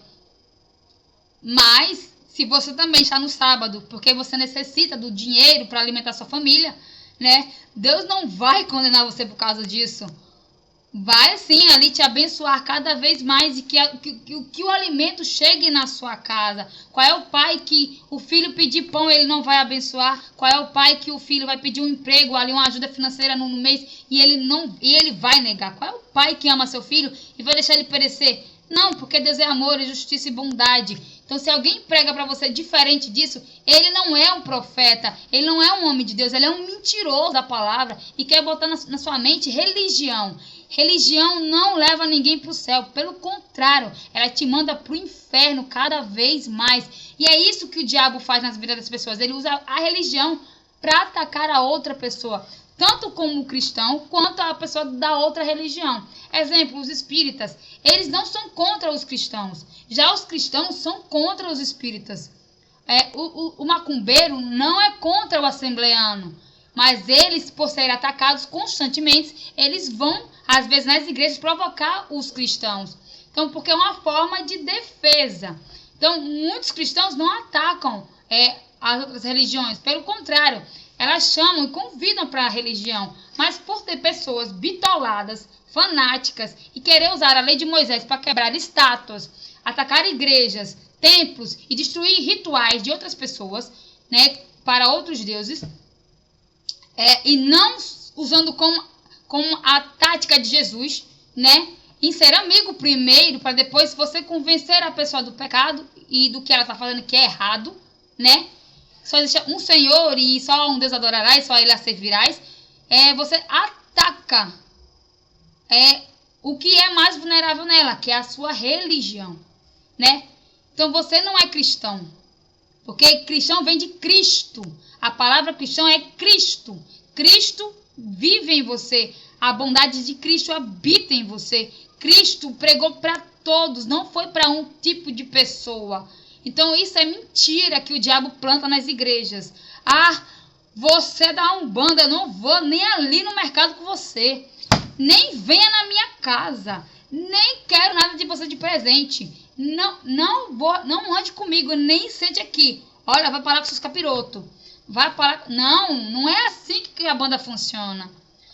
O que eu quero dizer é que você não vai enfiar as pessoas na sua casa. Nem aceitar tipo de presente das pessoas para você. Não. Enquanto aquela pessoa não for a sua amiga, ela não é digna de entrar na sua casa. Em conviver ali no seu recinto, porque a sua casa é sagrada. A sua casa habita um Deus que pessoas que vivem em outras religiões não tem que entrar na sua casa. Porque para essa pessoa entrar na sua casa, né, o pai, né, tem que receber aquela pessoa, tem que libertar aquela pessoa do mal, né, e muitos não vão deixar você orar para ela entrar na sua casa. Então, por isso que você tem que ser sincero para a pessoa. Olha, para você vir na minha casa, né, a gente vai fazer uma oração na minha casa, né, e para que o Senhor, né, venha te abençoar ali no meu lar. E muitas pessoas não vão aceitar isso, sendo o dia da religião. Não vão aceitar a sua oração. Vai achar que você tem Deus e você está dizendo para ela que ela não tem Deus, né? É como se fosse uma afronta. Então, você fala muitas vezes isso. Eu, na época, que era a nova convertida, eu falava isso para as pessoas, né? Eu não vivo religião. Se você vive a sua religião, o problema é teu. Vá se lascar para lá, né? Eu não vou pregar uma na vida de ninguém. E quando eu fiz a minha melhor amiga ir para a igreja da Assembleia, né? Porque a gente fez uma aposta na época, né? Eu falei assim para ela, vamos pra igreja, com a galera do trabalho. Ela falou, não vou pra igreja, eu sou espírita, amiga. Ela falava assim pra mim, eu disse, e daí, você tá espírita? Vou pra igreja, cara, vamos falar com o Criador, cara, ele é o Criador, tá ligado, não? E eu meti aquela gíria ali, carioca, pra poder enganar ela, pra poder conseguir que ela fosse comigo na igreja, né? Sair um pouco do mundo dela, que era do baile funk, da feitiçaria com a mãe dela, né? Eu queria trazer ela um pouco pro mundo de Jesus. Só que pra me convencer ela a ir pro mundo de Jesus, eu tinha que ir pro baile funk dela. Então, eu era totalmente diferente das amigas dela, né? Aí ela, pra poder me fazer desistir de levar ela pra igreja, né? Ela falou assim, tá bom, amiga, vamos fazer um negócio, fazer um trato. Você vai 3 dias no baile de favela comigo, no baile funk comigo, e eu vou um dia na sua igreja. Aí eu disse, fechado, eu me alegrei na hora com ela. Eu disse, tá bom então, fechado. É nóis, Queiroz. Eu falei com ela assim, né? É uma gíria que eu tenho de Maceió. Aí ela falou, é nóis, Queiroz, vamos embora. Ela falou, vai pro baile funk? Digo, vou. Qual é a hora do baile? Nós vamos até lá no tchu-tchá. Ela falou, tá hora, vai acabar até de amanhã. Eu digo, é nóis, vamos ficar lá no baile funk, curtindo o baile funk. Mas você fechou o trato, viu? Não vale fugir, não. Um dia no culto, né? E vai ser na vigília da madrugada. Ela fez, tá certo, fechado. Aí eu fui 3 dias no baile funk dela, né? Eu toda social, ela lá piranhona, né? Um short curto, até o chão, beijando todo mundo. Aí fomos pro baile, né? 3 dias seguidos. Aí chegou uma segunda-feira que teria uma vigília numa favela, né? Aí eu sequei ela também. Eu digo, agora sim, fui 3 dias no seu baile funk, lá na sua palhaçada lá, nós vamos. Agora você prometeu de ir comigo e a galera do trabalho pra vigília lá na favela. Lá em Sepitiba. Ela falou, eu prometi? Eu me arrependi. Aí a gente foi assim mesmo, né? Ela se arrumou lá, foi toda comportazinha, meteu a calça, foi socialzinha, sabe muito bem como é que se comporta na igreja, né? E foi lá. Ela chorou horrores na vigília, sentiu a presença do Senhor lá, né? Se arrependeu dos 3 dias do baile funk que ela me levou. Me pediu perdão de ter provocado, né? Ela achou que eu ia desistir de levar ela para a igreja. E hoje, né? Ela sempre tem sede de Deus. Ela não tá na igreja. Não vou aqui mentir para vocês que ela tá na igreja. Mentira, ela não tá na igreja. Mas ela disse que sempre vai na assembleia, numa igreja ali que convidam ela, porque ela sente vontade, né? Do mundo de Jesus, né?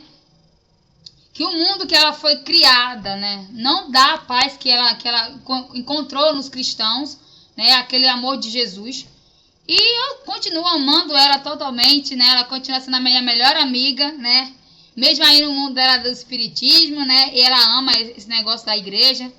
E ela disse que largou, assim, os afazeres que ela fazia no mundo do espiritismo, que a mãe dela era do espírita, né? E após ela começar a ler a Bíblia e ver que em Apocalipse fala sobre esse meio, né? E que a mãe dela foi pro inferno por causa disso. Ela mudou os seus caminhos, né? Ela não vai mais pra galera do espiritismo fazer nada do tipo. Mas ela ouve muito louvor, ama esse meio assim de Jesus, como eu falei pra vocês. E quer viver uma vida corretinha ali, né? Certinha, né? Sem mudar ali o mundo dela, né? E eu falei pra ela, amiga, viva Jesus, não viva a religião, né? Porque é isso que fez a gente ser amiga, né? Foi assim que eu te conquistei com Jesus, né? E ela me agradeceu por ter mostrado Jesus pra ela. E se não fosse a minha insistência, né? E não desistir dela, né? E mostrar quem é Jesus pra ela, né? E que Jesus não é esse demônio que pregam nas religiões, né? Que Jesus é uma pessoa que dá amor, paz e alegria, né? E ele não é esse diabo que mostram nas religiões de magia negra, que Jesus tomou o poder de Lúcifer, né? Que é isso que pregam na Umbanda, né? É isso que o meu amigo dizia, que pregavam na religião dele, que Jesus é o mal, né? Que Jesus tirou o poder de Lúcifer, né? Que tirou o poder ali do pai, não sei das contas lá, que Jesus é o mal na religião, né? E que o nosso livro, né, sabe tudo, né? É mais ou menos o que eles pregam nessas religiões. Mas como é que você consegue bater esse tipo de tabu, né? Como eu falei, não pregue religião, não habite na religião, porque a religião torna você inimigo da outra pessoa. Faça como Jesus, abrace a prostituta, ame o pecador, ame o ladrão. perdoe o assassino, né? Perdoe a amante de alguém aí, como a samaritana do poço, né? Porque ela era uma amante, né? Porque foram duas mulheres, né? A samaritana, né? E foi a Madalena, né? A Madalena foi a prostituta que ele salvou. E a samaritana do poço, né? Foi que ela era amante de vários homens, né? E mais um não era seu, né? Que Jesus falou ali pra ela, né? E ela queria a paz na vida dela, né? A samaritana tinha vergonha do seu pecado, né? E como é que ele era um homem que ali falava com ela, né? Que muitos homens ali desprezavam ela, né? E ele mostrou um amor que nenhum homem mostrou por ela. E o que eu tô falando pra vocês aqui, vocês já ouviram falar nas igrejas, né? Sobre essas passagens, mas não como eu tô falando, né? Então, a lei de Moisés fala do pecado e você não merece perdão. Já o Novo Testamento, Jesus fala que você merece o perdão, mas só através dele. E você não pode condenar outra pessoa, né, sem ser amigo dela primeiro e conhecer o seu passado, o seu presente e o que acontecerá no seu futuro, né? Jesus não atacou a centros de macumba, Jesus não atacou rituais de magia negra, Jesus não atacou os templos e quebrou as estátuas. Não! Jesus não fez nada dessas coisas. O que Jesus fez e que ninguém corta até hoje das igrejas são o comércio, né? Ah, mas é para ajudar que a casa ter mais dinheiro, para ajudar não sei o que na cantina da igreja. Não, porque isso foi abominado por Jesus e ninguém fala isso. Ah, vamos vender CD aqui de louvor. Mó caô, mó mentira. Isso aí é mó pecado nas igrejas. As viúvas, órfãos e pessoas que estão vulneráveis nas igrejas não recebem cesta básica.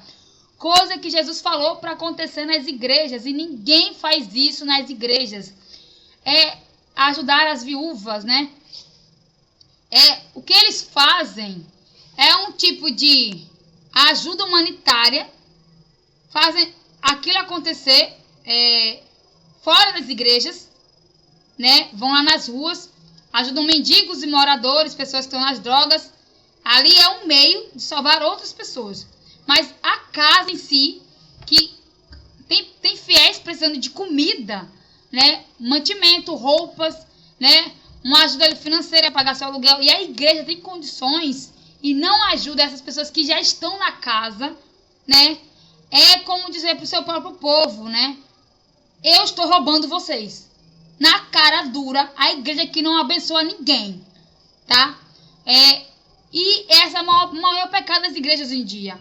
Porque quando João tem a visão de Deus, né? Ali vê o céu. E Jesus, como ele realmente em glória. E as cartas são entregues às igrejas.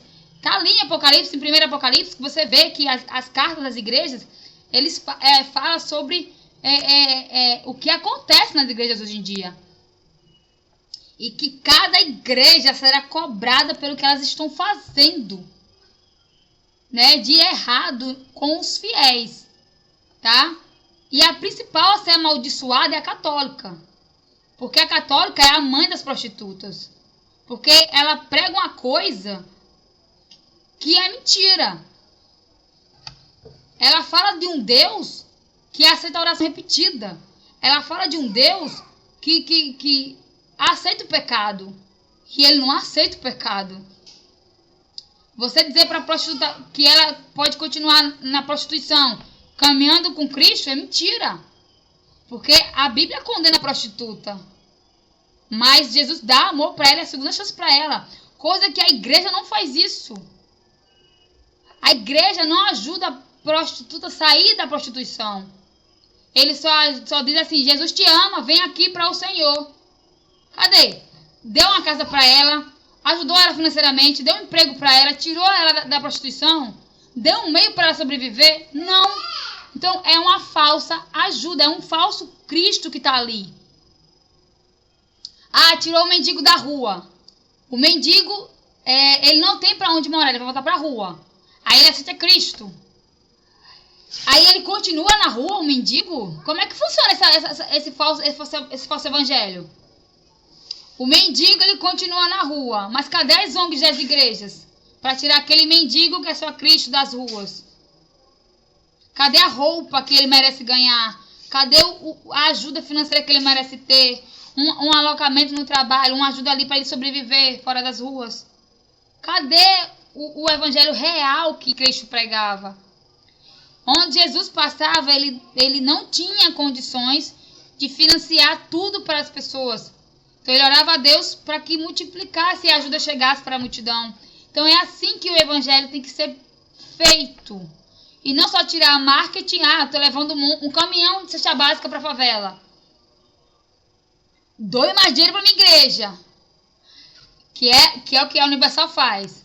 A Universal faz assim. Ela doa um monte de cesta básica nas favelas e faz um marketing para você doar mais dinheiro. Algumas igrejas também da Assembleia de Deus também fazem isso. Que é as famosas igrejas que vai para as comunidades carentes. Faz esse tipo de marketing também para você doar mais dinheiro para a igreja, para poder você fazer esse tipo de ajuda. Não é errado. Tanto a ideia da Universal quanto a ideia da Assembleia, não é errado fazer o marketing que você está ajudando realmente ali aquele povo, que você está sabendo que é realmente a galera carente. Mas a maioria desse dinheiro não é para essas pessoas. Porque os órfãos e viúvas, os estrangeiros, eles não ajudam. Só ajudam o bolso dos pastores. Porque eles pagam alojamento para o pastor, eles pagam carro para o pastor, pagam a moradia do pastor. Porque é isso que eles fazem com o dinheiro que eles arrecadam muitas vezes das Universais. Porque o meu ex-cunhado, ele é o pastor da Universal. E ele ganhou alojamento pago, carro era doado pela igreja, o que ele consumia era dado pela igreja. Então tudo é bancado pela igreja. Então quem é que não quer ser pastor? Tá? Só que ele é um pastor ali firme na palavra. Então ele não é um pastor que só quer o dinheiro enfiar no bolso. Não, ele realmente é um pastor sério. Só que nesse meio termo de parente aí apareceu um que queria ser pastor da Assembleia de Deus. Só que esse parente aí, de meio deles aí, queria roubar os fiéis. E ele falou na reunião de mesa ali com a gente. Eu quero ser pastor para enfiar dinheiro no meu bolso. Pastor é rico, ganha dinheiro, ganha carro e tal. Só que esses pastores que ele estava citando, que era parente da gente ali no meio, né? Que era marido de um, marido da outra. Um era ex-coronel e tinha o dinheiro dele, ele não usava o dinheiro da igreja. E o outro, né? Realmente era pastor e vivia da igreja, que era o da Universal. E quando todo mundo viu que ele estava com maldade em relação à igreja, aí todo mundo falou, né? Você não é digno de pegar a Bíblia para subir no púlpito e pregar para alguém.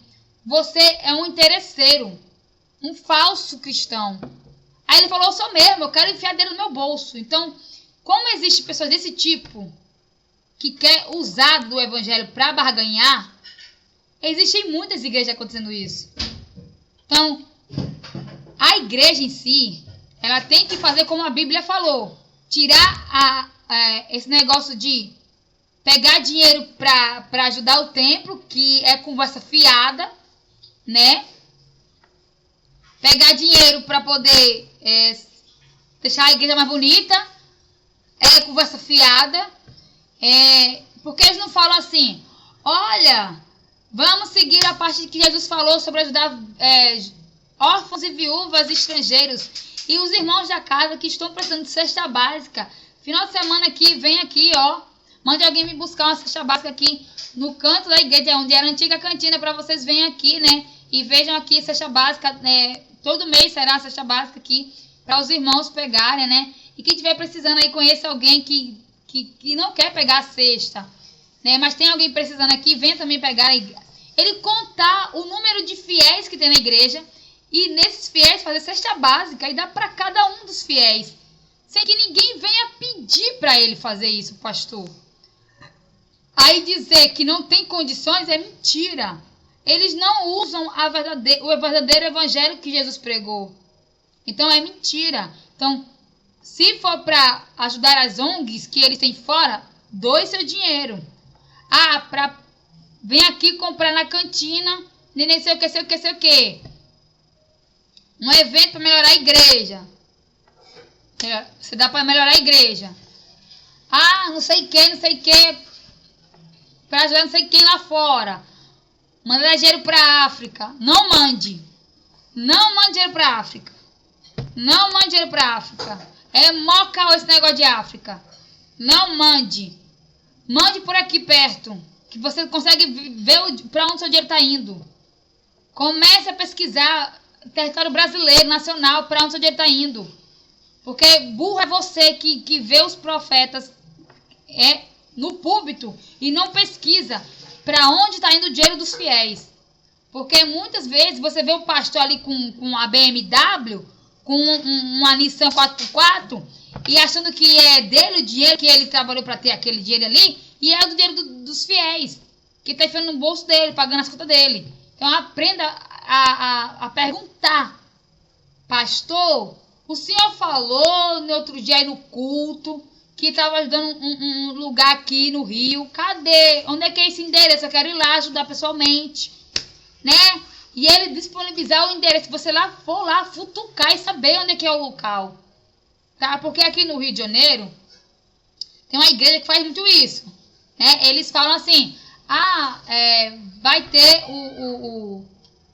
uma semana aqui, né, da galera pedir alimentos, dinheiro para ajudar aqui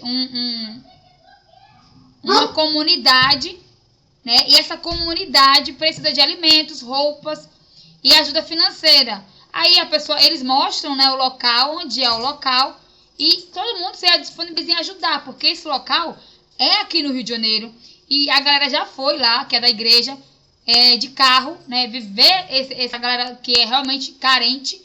E ali você vê que eles realmente estão levantando casa com o dinheiro da igreja, estão ajudando as pessoas a terem roupas, calçados, alimentos. Então, realmente é um dinheiro destinado para ajuda ali da casa em relação às pessoas que moram próximos. Então, realmente, eles estão ajudando jovens, viúvas, Só que esse negócio de cantina de igreja é errado, porque a igreja tem que alimentar o povo e não pegar dinheiro do povo e cobrar do próprio povo para comer na igreja. Entendeu?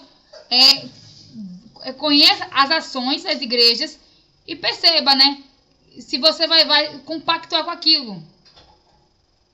Aí muitos falavam assim: não, mas essa aqui é uma ajudinha para poder ajudar a cantina da igreja, ajudar aqui não sei o que na casa, na obra da casa. Não, a oferta já faz esse milagre, o dízimo já faz esse milagre. Então, porque Jesus falou que o dízimo e a oferta a oferta é o que você tem no bolso, né? O dízimo é a regra de Deus. O resto, não compactue com isso, porque você está pecando junto com a igreja. Porque você está indo contra a palavra do Senhor. A cantina, não vou dar dinheiro. Agora ele falou assim: a galerinha quer fazer uma festinha aqui na igreja, das crianças, né? Comemorar alguma coisa aqui na igreja. Você quer ajudar a mãe e pai, porque o seu filho está participando da igreja. E também isso aí é errado. Porque se ele quer comemorar alguma festa, já tem dízimo e oferta da igreja. Tudo que tem que fazer na igreja tem que ser com o dízimo e as ofertas. Por isso que você tem que ser bom no dízimo e na oferta.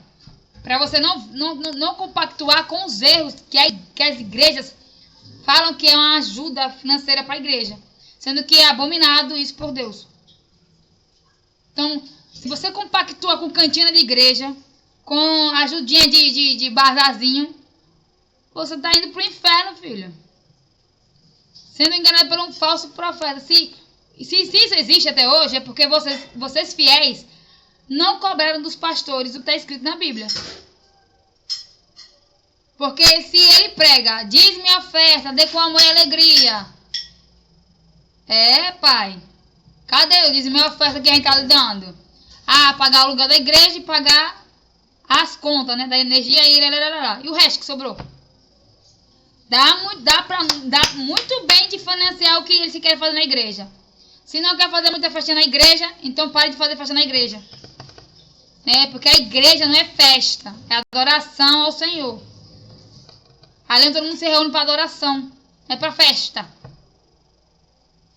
Festa para outro lugar, né? Porque a casa ali é para manter.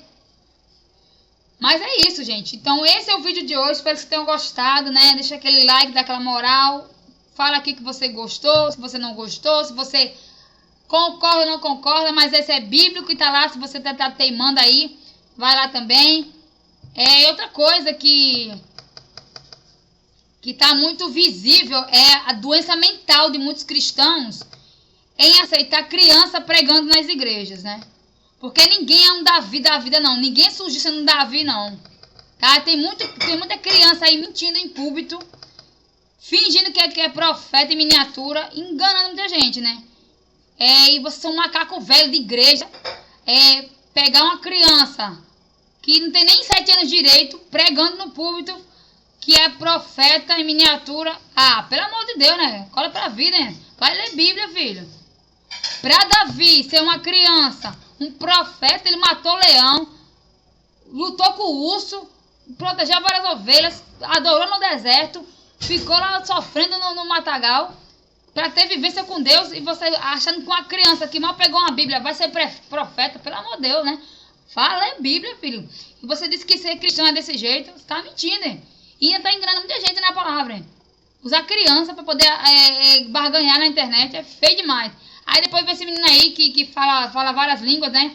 Pegou trecho de adoração em várias línguas e depois virou motivo de chacota de muitos pastores, né? E um ou outro que vem falar alguma coisa sobre ele, né? Esse menino tem realmente conhecimento bíblico, mas como foi descoberto aí um aplicativo que as igrejas usam para adivinhar a vida das pessoas, né? E falar um pouco da vida delas, né? Porque é um aplicativo satânico que muitos pregadores usam para adivinhar a vida da pessoa, quando deparam com ela na igreja e dizem que é profecia, que Deus mandou falar. É como na parte de Ezequias, né? Jeremias.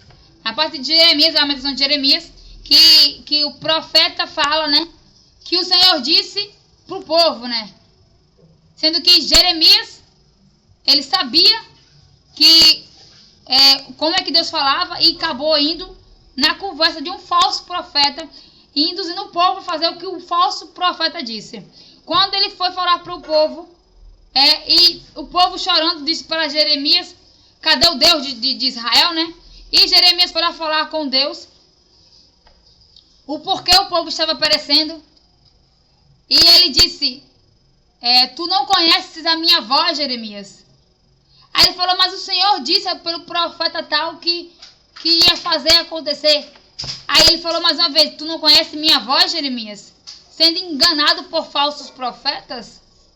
Aí Jeremias caiu em pranto e ficou ali se lamentando pelo Senhor, né, por não conhecer a sua voz em relação aos falsos profetas. Para quem não conhece, falei em Jeremias, as lamentações de Jeremias, que ali fala sobre os falsos profetas e como ele engana o povo, né? A galera jovem que não conhece e quer conhecer o amor de Cristo, em Provérbios, que é a passagem de Salomão, que ele fala sobre a juventude e a sua velhice aí, em perder um pouco da sua vaidade. E um pouco da sua vaidade foi levada, né, por luxúria, ganância e a vaidade que ele teve aí na sua mocidade, né? E que ele poderia ter aproveitado mais, né? Então, são dois princípios que você tem que saber um pouco da Bíblia, né? Mateus, que é a passagem de Jesus, e Lucas, né?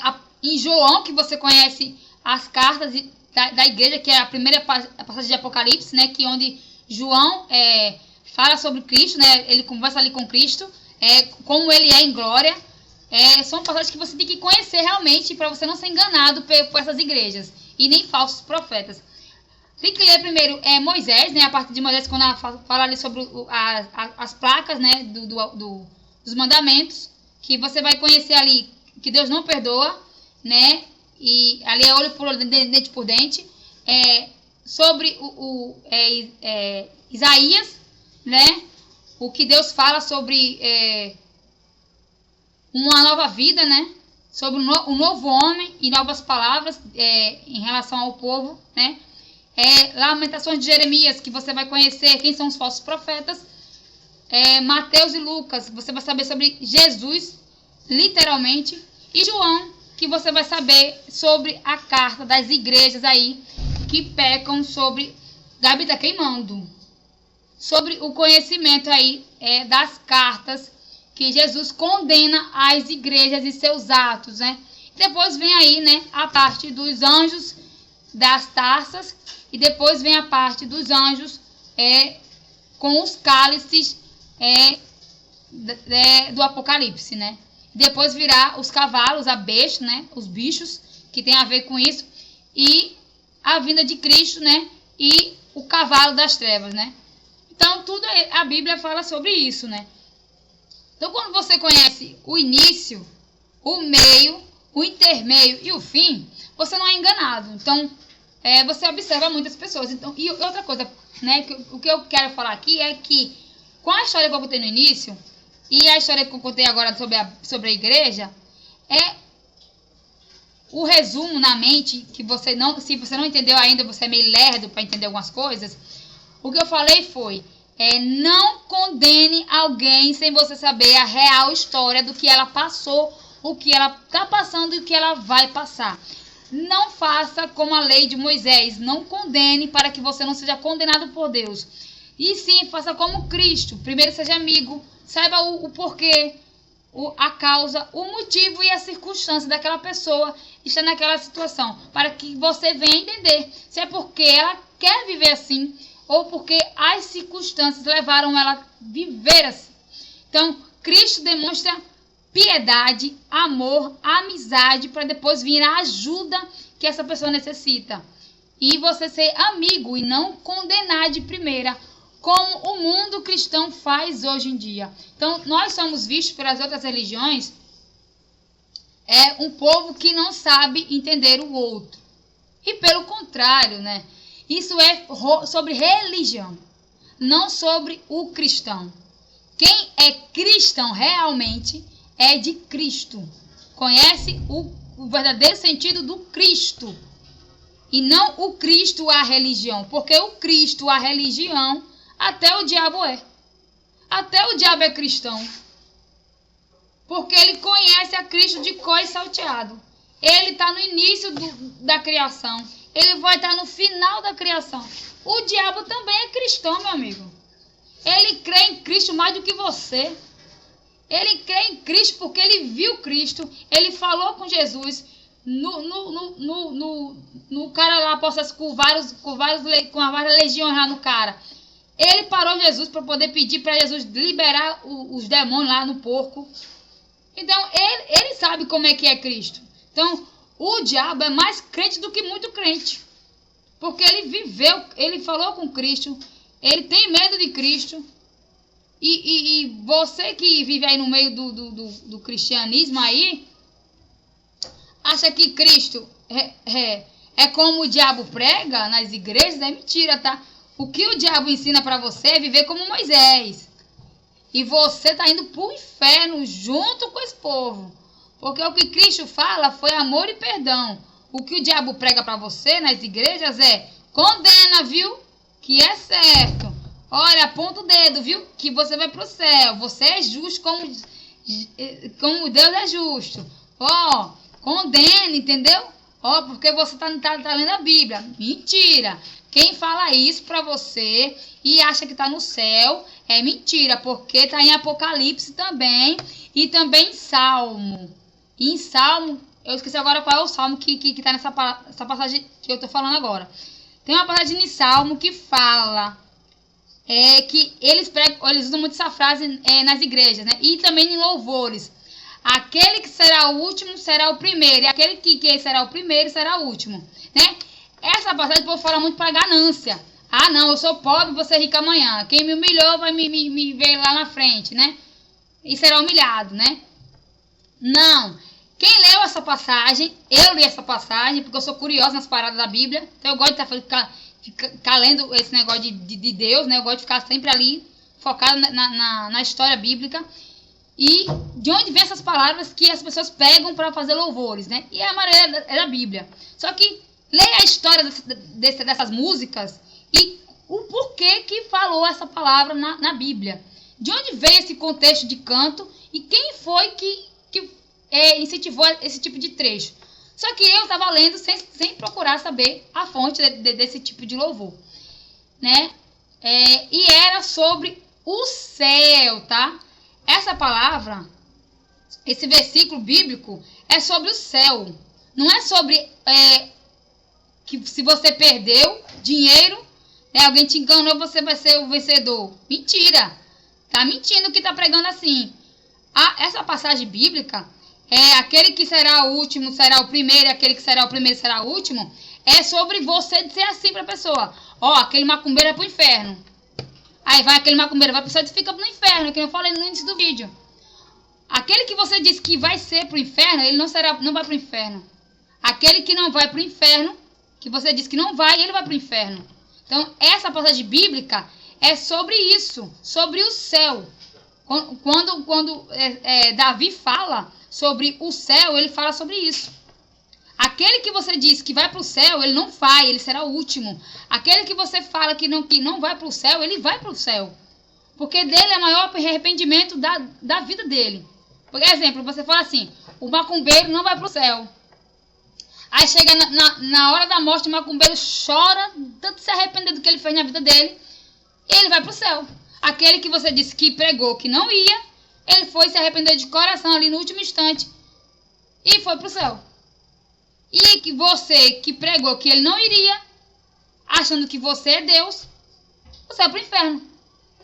Porque do jeito que você condena com a lei de Moisés, você será condenado.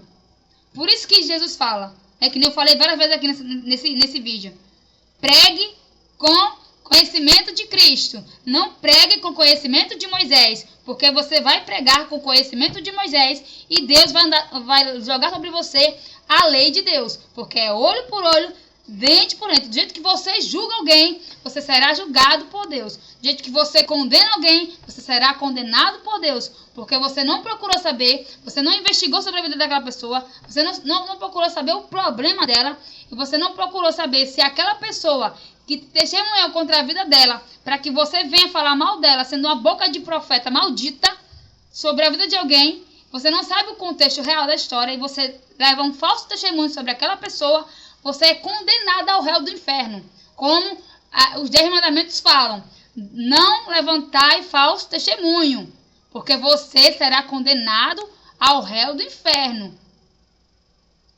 Porque você não deu o conhecimento de entender o outro. Então Deus, ele é assim. Deus, ele perdoa se você, como um profeta, filho, pagar o preço. Como Salomão. Salomão pagou o preço. Sansão pagou o preço. Sansão pagou o preço morrendo no final. Você queria pagar o preço como os profetas pagaram o preço? Ninguém quer pagar o preço dos profetas, mas querem ser um profeta. Sansão olhou a Dalila. O pai de Sansão, como está escrito na Bíblia, disse para Sansão o quê? Não cobice mulher mundana, não cobice mulher de outro Deus. Pois mulheres astutas existem em outras religiões. Ela não é do povo de Deus. Sansão disse que os olhos dele se agradaram com o perfil de Dalila.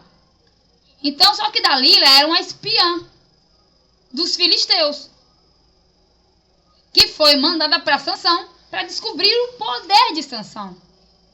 Então, como a Bíblia fala, tanto no Antigo Testamento como no Novo, que a mulher tem uma lábia de derrubar um império e de construir um império. Então, Deus fala também do poder da mulher, desde a criação do homem. Quando a Eva dá a fruta para Adão, ele disse que dela só seria a inteligência. Porque a mulher, ela tem um conhecimento extraordinário, de uma sabedoria incrível, que ela consegue dominar um homem que tem um poder incrível, uma força incrível, mas com a mulher ele fica fraco. A fraqueza do homem é uma mulher. Então, Deus falou tanto para Adão, quanto na parte de Sansão, em relação a Dalila. E disse para ele nunca contar sobre o seu cabelo. Enquanto ela investir em conquistar Sansão, ele foi, né, e contou para ela. A partir do momento que ele contou para ela, o que aconteceu com ele? Ele ficou cego, arrancaram seus olhos, fizeram ele de escravo, cortaram seu cabelo, humilharam Sansão. Quando Sansão tentou revirar o jogo, a história conta, né, que ele foi para a pilastra do templo, onde estava Dalila e os filisteus comemorando ali a vitória contra Sansão, né, que o gigante, né, perdeu, né, o cara grandão ali de Deus foi vencido. Só que aí ele teria que pagar o preço. Como ele estava cego, ele não saberia se alocar ali no templo. Então a história bíblica conta que Sansão pediu um dos servos que estava passando para entregar bebida, né, e pede para ele se alocar nas pilastras principais do templo, onde estavam ali os filisteus e Dalila. A história conta essa, que foi assim que ele matou os filisteus e Dalila e se matou. Ele falou para Deus, ali no templo, que o espírito da força que ele um dia ganhou do Senhor fosse devolvido para ele e que ele pagaria com a vida a humilhação que Dalila e os filisteus fizeram o povo de Deus passar, quebrando ele. Então Deus viu que Sansão estaria disposto de dar a sua vida para que o nome do Senhor fosse glorificado mais uma vez, né? Então ele fez e aconteceu. Deus foi, quando ele gritou pelo nome do Senhor, que desse para ele, ele gritou, Sansão, pelo Espírito de Deus, que enchesse os braços dele mais uma vez de força e que ele conseguisse quebrar a pilastra, as duas pilastras que seguravam o templo, que ele morreria por amor do Senhor, né? E que a humilhação que ele fez Deus passar, ele pagaria com a vida, matando os filisteus Dalila, e ele morreria. Então, muitos falam assim, eu sou um profeta. Nós temos os profetas pequenininhos, filho, não chegando nem no pé de Sansão, que morreu ali, né, por amor de Deus, no último instante.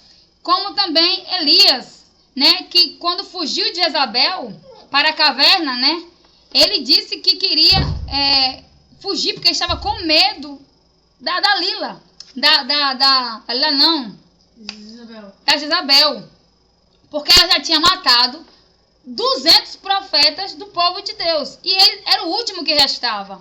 Só que ele tinha um amigo chamado Eliseu, e esse Eliseu admirava Elias, né, por ainda estar ali, né, envolvido com o povo de Deus, sabendo que ele era o último profeta, né? E Deus foi lá na caverna e jogou o seu poder diante dos olhos de Elias. E Elias ficou com medo do Senhor. E disse que ele livrou ele de tanta coisa, para que está se escondendo ali? Né? Então ele voltou lá, enfrentou a Jezabel e fez uma disputa ali, né? Quem era o Deus verdadeiro, como todo mundo sabe na Bíblia. E ele jogou fogo no bezerro encharcado de água e matou os mais de 200 profetas de Jezabel. E Acabe, né, que era o seu marido, que também era servo do Senhor na época, que virou a casaca aí e foi morto, né, ali na volta, né, por Elias, né. E Jezabel, né, conta a história que foi comida, né, pelos cachorros aí, né, da época, né. Então, para ser profeta, como muita gente fala assim, eu sou profeta, tem que pagar o preço, meu amigo. Tem que morrer aí e fazer outras pessoas sentirem vontade de ser um profeta, né? Porque se for fazer, eu quero ser como os discípulos. Ninguém quer ser como os discípulos, porque eles morreram cruelmente, tá? Uns foram comidos por leões, outros apedrejados, outros mortos de cabeça para baixo. Até o Barrabás, que era o ladrão. Quem não sabe a história de Barrabás? Barrabás foi liberto pelo povo, mas depois aceitou a Cristo. Que lembra que a esposa de Barrabás também foi serva de Cristo. Ela morreu apedrejada, grávida de Barrabás. Barrabás queria ali matar o profeta. Quando foi lá falar diretamente com o profeta, ele foi saquear o profeta. Quando o profeta disse quem ele era, Barrabás, ele devolveu algumas coisas para o profeta e ele disse que você ganhou a segunda chance, por que está me saqueando? Quando ele volta e ele descobre que a mulher que ele amava também era uma judia, que amava esse tal Cristo que foi condenado à morte, né? E ela estava grávida de Barrabás, ela foi apedrejada pela população ali, e Barrabás criou ódio das pessoas que mataram a sua mulher, que era cristã. E ele não sabia que ela era uma cristã, né? E que também estava esperando o seu filho ali. Ele vai e volta, né? E quando fala com o profeta de novo, eles voltam chorando. Por que isso aconteceu com ela, né? Se ele era tão bom, por que mataram o Cristo? Se ele era tão bom, por que condenaram um cara bom e me libertaram, né? Aí, quando o profeta explica para Barrabás que Jesus veio libertar o povo, e ele não tem que dar satisfação como um cordeiro, que ele morreu calado, né? E a sua mulher também morreu como um cordeiro calado. Foi aí que ele entendeu que todo mundo que serve a Cristo tem que morrer como um cordeiro calado.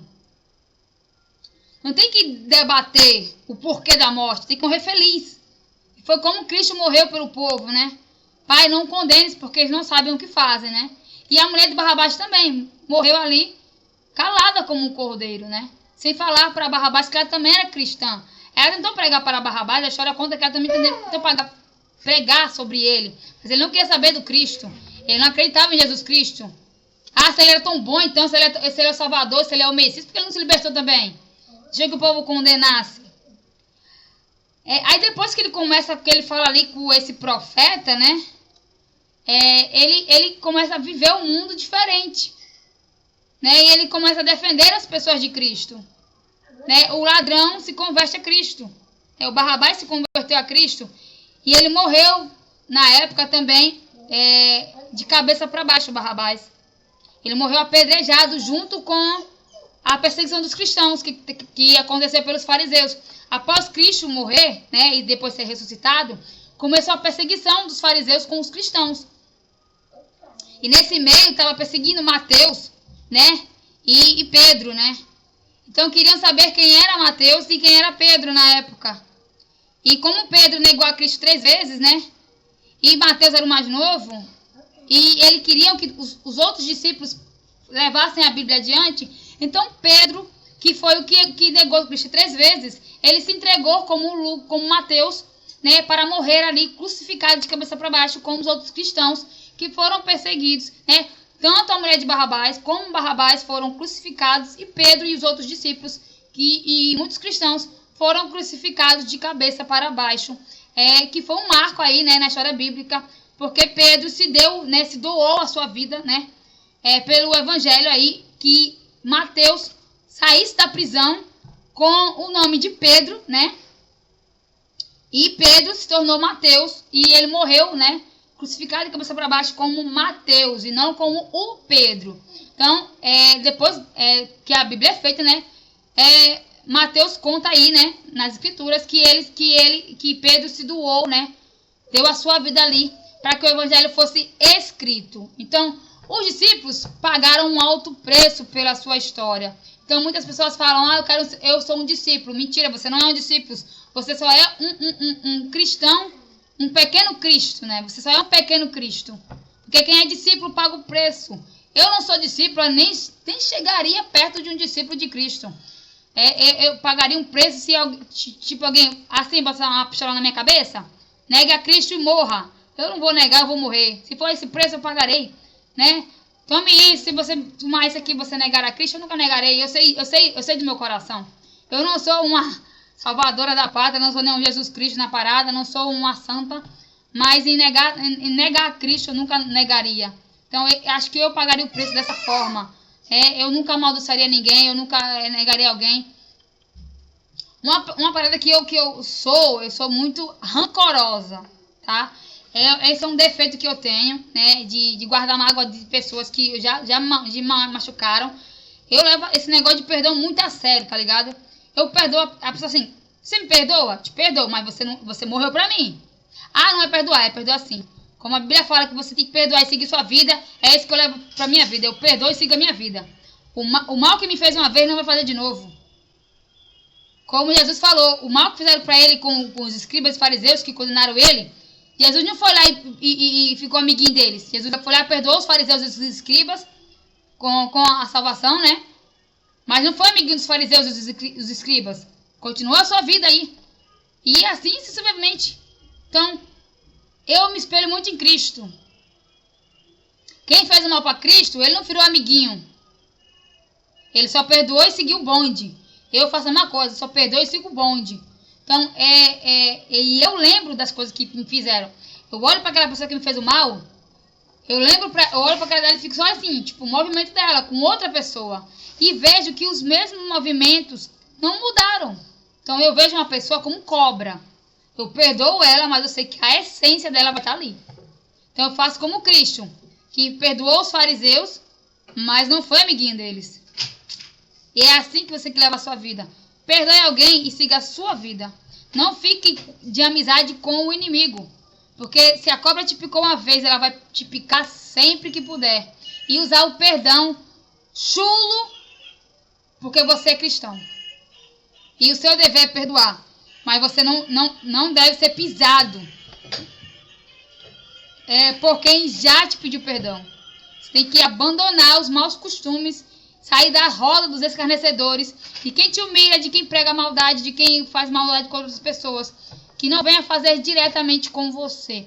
Por isso que a Bíblia fala, fugir da presença do mal, para que não venha sobre a sua vida a humilhação, a calamidade, o falso engano, né? O falso testemunho, e você não venha ser aí um alvo do inimigo. Fugir da presença do mal é o melhor conselho da Bíblia, né? Perdoe e siga a sua vida.